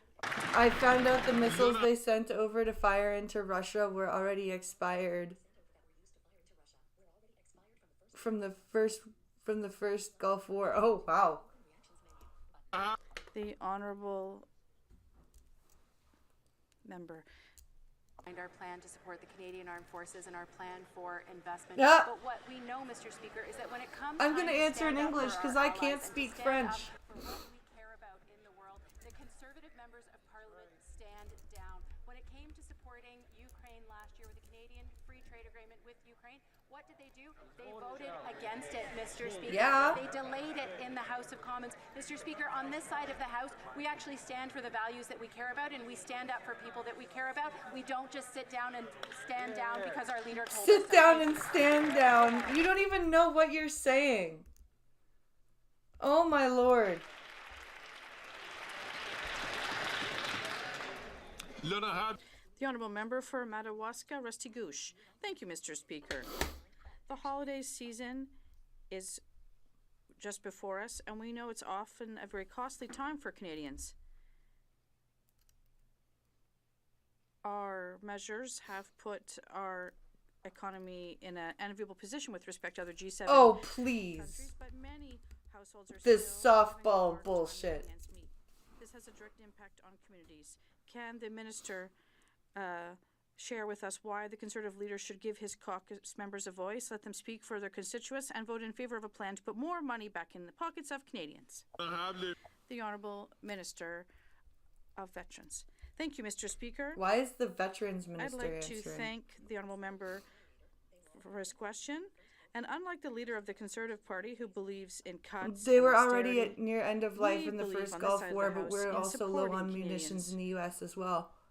And that is why we announced a taxification. We want to make sure that Canadians will have the opportunity it'll help them buy diapers and toys. God, you're so bad at this, French chick. translation shit. On top of this desperate Liberal NDP government is bribing Canadians with a pricey gimmick. This temporary 2-month tax trick takes pennies off potato chips, yet adds more than $6 billion on top of this Prime Minister's inflationary deficit. Yep. Even the Prime Minister admits every extra dollar he puts into these handouts, it fuels inflation further. Instead of pennies off Pringles, call a carbon tax election now, so common sense Conservatives can axe the tax for good. Exactly. We don't want a tax holiday. We want the carbon tax gone. The Honourable Parliamentary Secretary to the Deputy Prime Minister and Minister of Finance. This Liberal government reduced taxes on the middle class on 2 occasions, and the Conservative voted against it.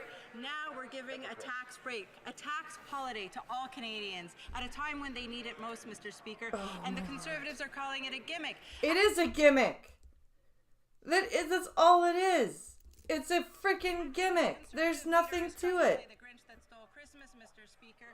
We know that this is good policy. It's good for Canadians. It's good for the economy. It's good for our small businesses. It's just bad for the Conservatives. The Honourable Member for Calgary, Forest Lawn. While scurvy makes a comeback, that member's bragging about taking taxes off of candy I missed the one and translation booze, guy while 2 million already. Canadians I are know. visiting a food bank in a single month, and 1 in 4 Canadians are skipping meals because of this Prime Minister's carbon tax scam that's making Canadians poorer. The Finance Minister says they're just having a vibe session, that she can fix it by taking pennies off of cheese puffs. If Liberals really want to feel the vibe of Canadians, call a carbon tax election so we can axe the tax for good instead of taking chump change off of chips.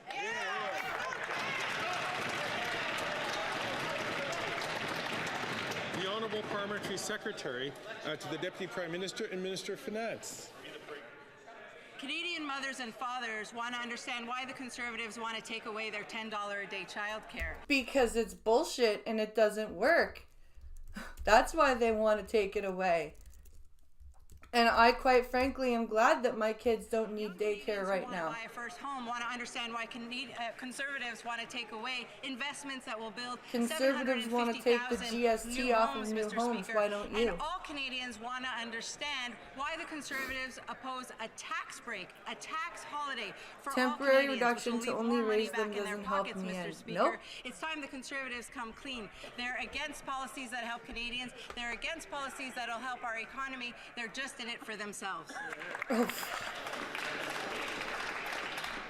The Honourable Member for Louis Saint Laurent. Mr. Speaker, this government's latest tax trick is not going to work. No. The people don't trust this Liberal trick. The Journal de Montréal said these 2 restructuring measures have no long-term vision. They're likely to have minimum impact on a certain number of people at an extremely high cost. There is no $3 billion. I wonder how this decision was long-term made. vision Do you know for who said this. this, Mr. It's Speaker? just a Band-Aid. And it's a Band-Aid that's not, it's a leaky Band-Aid that sucks. Former Transport Minister and former Quebec Lieutenant. Does he agree with his predecessor who has understood this common sense? The Honourable Parliamentary Secretary. With these Conservatives, it's always partisanship first and Canadians last, Mr. Speaker. Once again, the Conservatives are opposed to helping Canadians. Says the Liberal We know Party that this tax person. break Okay. will leave more money in the pockets of Canadians, but the Conservatives are opposed to this. They're also opposed when we lowered taxes for the middle class, and they're also against it once again. The unspoken part is that nobody knows about is the 4 munitions companies all going into one under Remington. There's a whole bunch of shit going on in the gun world that nobody has any idea about. It sucks. Dollar store bandage. Yep. That's what all this is. It's a dollar store bandage. Everyday products. It doesn't make sense. The Honourable Member for Guelph. Mr. Speaker, this week is National Addictions Awareness Week. It's a time for all of us to raise awareness as well as challenge My God, that stereotypes guy sounds towards old. addiction. On this side of the House, we know addiction is a health condition and deserves to to be treated like one in order to save lives. Except addiction is the only health condition that is brought on by your own The choices. Minister of Mental Health and Addictions shares some of the ways our government is helping those in need. The Honourable Minister for Mental It's a Health and Roman Addictions. holiday. Mr. Speaker, since 2017, our government has committed over $1 billion to support the work with provinces and territories to save lives and address those who struggle with addiction. We know that doing this work with community organizations, local healthcare providers, and communities, Mr. Speaker, whether they're municipalities or Indigenous communities, is the way that we make it through to save lives and meet people at their hardest moments. We know we need more harm reduction and prevention. We know we need treatment services and recovery and aftercare, Mr. Speaker. We are there for Canadians. We need to open the door to those who struggle with addiction so they're not alone. And we need to give them pharmaceutical grade drugs at their safe consumption sites so that they can get as high as possible. The Honourable Member for Victoria. Michael! Mr. Speaker, everyday Canadians are scraping by while A holy CEOs get bandage. richer. Liberals are letting Canadians down. They put an expiry date on their GST cut. And on the rebate, the Liberals' message to seniors, students, and people with disabilities is, you don't get a break. I love how they all care about people with disabilities all of a sudden. It's so amusing. I can't believe how much they actually pretend to care about us. And the Conservatives, they only want tax breaks for billionaires, not parents who are just trying to keep up with their bills and grocery costs. Why won't this government make billionaires pay their fair share so that seniors and people on disability get a break? The Honourable Parliamentary Secretary to the Deputy Prime Minister and Minister of Finance. I appreciate the question from my colleague opposite. She knows very well that our government has done the most in order to ensure tax fairness throughout the country, Mr. Speaker. We have Tax acted in order fairness throughout the country. I see. that the very wealthy pay their fair share, and we are helping Canadians, vulnerable Canadians that need our support, as well as working Canadians. Show me what Mr. Conservatives Speaker. are Working millionaires Canadians are compared gonna to the receive Liberal a caucus. check Good, in the spring, good Mr. call. Speaker, and I certainly hope that the NDP will support it. The Honourable Member for Timmins. I don't understand what they mean when they say the Conservatives are in it for themselves. I agree. James Bay. Asia Pulp and Paper and the Wajea family have a notorious track record. All of the alarm bells should have been sounding when their front company, Paper Excellence, showed up to get control of Canadian operations. Instead, this government laid out the red carpet. Now Asia Pulp and Paper controls vast sections of Canada's forests. Now, the Minister of Innovation brags that he's never taken any lessons. Well, obviously, he got played like a rube at the county fair. Why did this government abandon our workers, sell out our forests, and what are they going to do to protect our mills and our forestry communities? That's rough. Mr. Speaker, I have a lot of respect for the member, but I think he should get his facts straight, Mr. Speaker. In fact, we stood up for workers and for industry. In fact, Mr. Speaker, we had a national security review. And in fact, Mr. Speaker, that's all I'm hearing. Actually. When it comes to national security, we will always be on the side of Canadians, always make sure that we protect our national interests and our economic interests, Mr. Speaker. Good job. Oh my god, I guess somebody else is there to do Krista Freeland's head pat. Dear colleagues, I would like to draw the attention of members to the presence in the gallery of a great friend of this parliament and our country. Members, to the presence of the gallery of a friend of this parliament and certainly of our country, His Excellency Ruslan Stefanchuk, Chairman of the Verkhovna Rada, the Parliament of Ukraine. Of course. Let's welcome the Parliament of the from the Ukraine into our midst. What a crazy way to end this. That's Lloyd Longfield.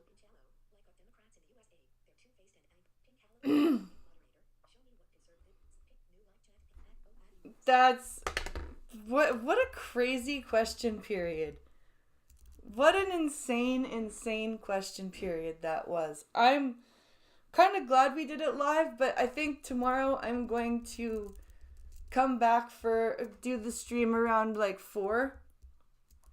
So that way we can kind of go through everything, and I think it's a better time.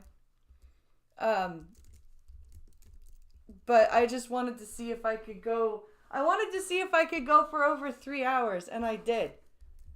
I went for 3 hours and 38 minutes.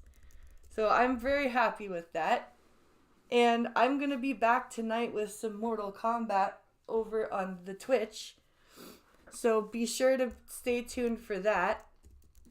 I really hope you guys enjoyed the show. There's a video pulled up. Oh, hold on.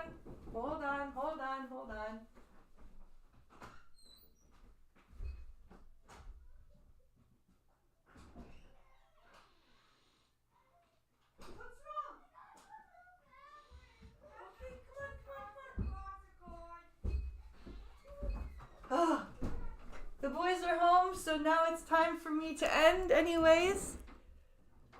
But I'll be back for the Mortal Kombat stream tonight around 9:30, and I hope you guys enjoyed yourselves. Thank you for watching, and I will see you tonight. Bye, everyone.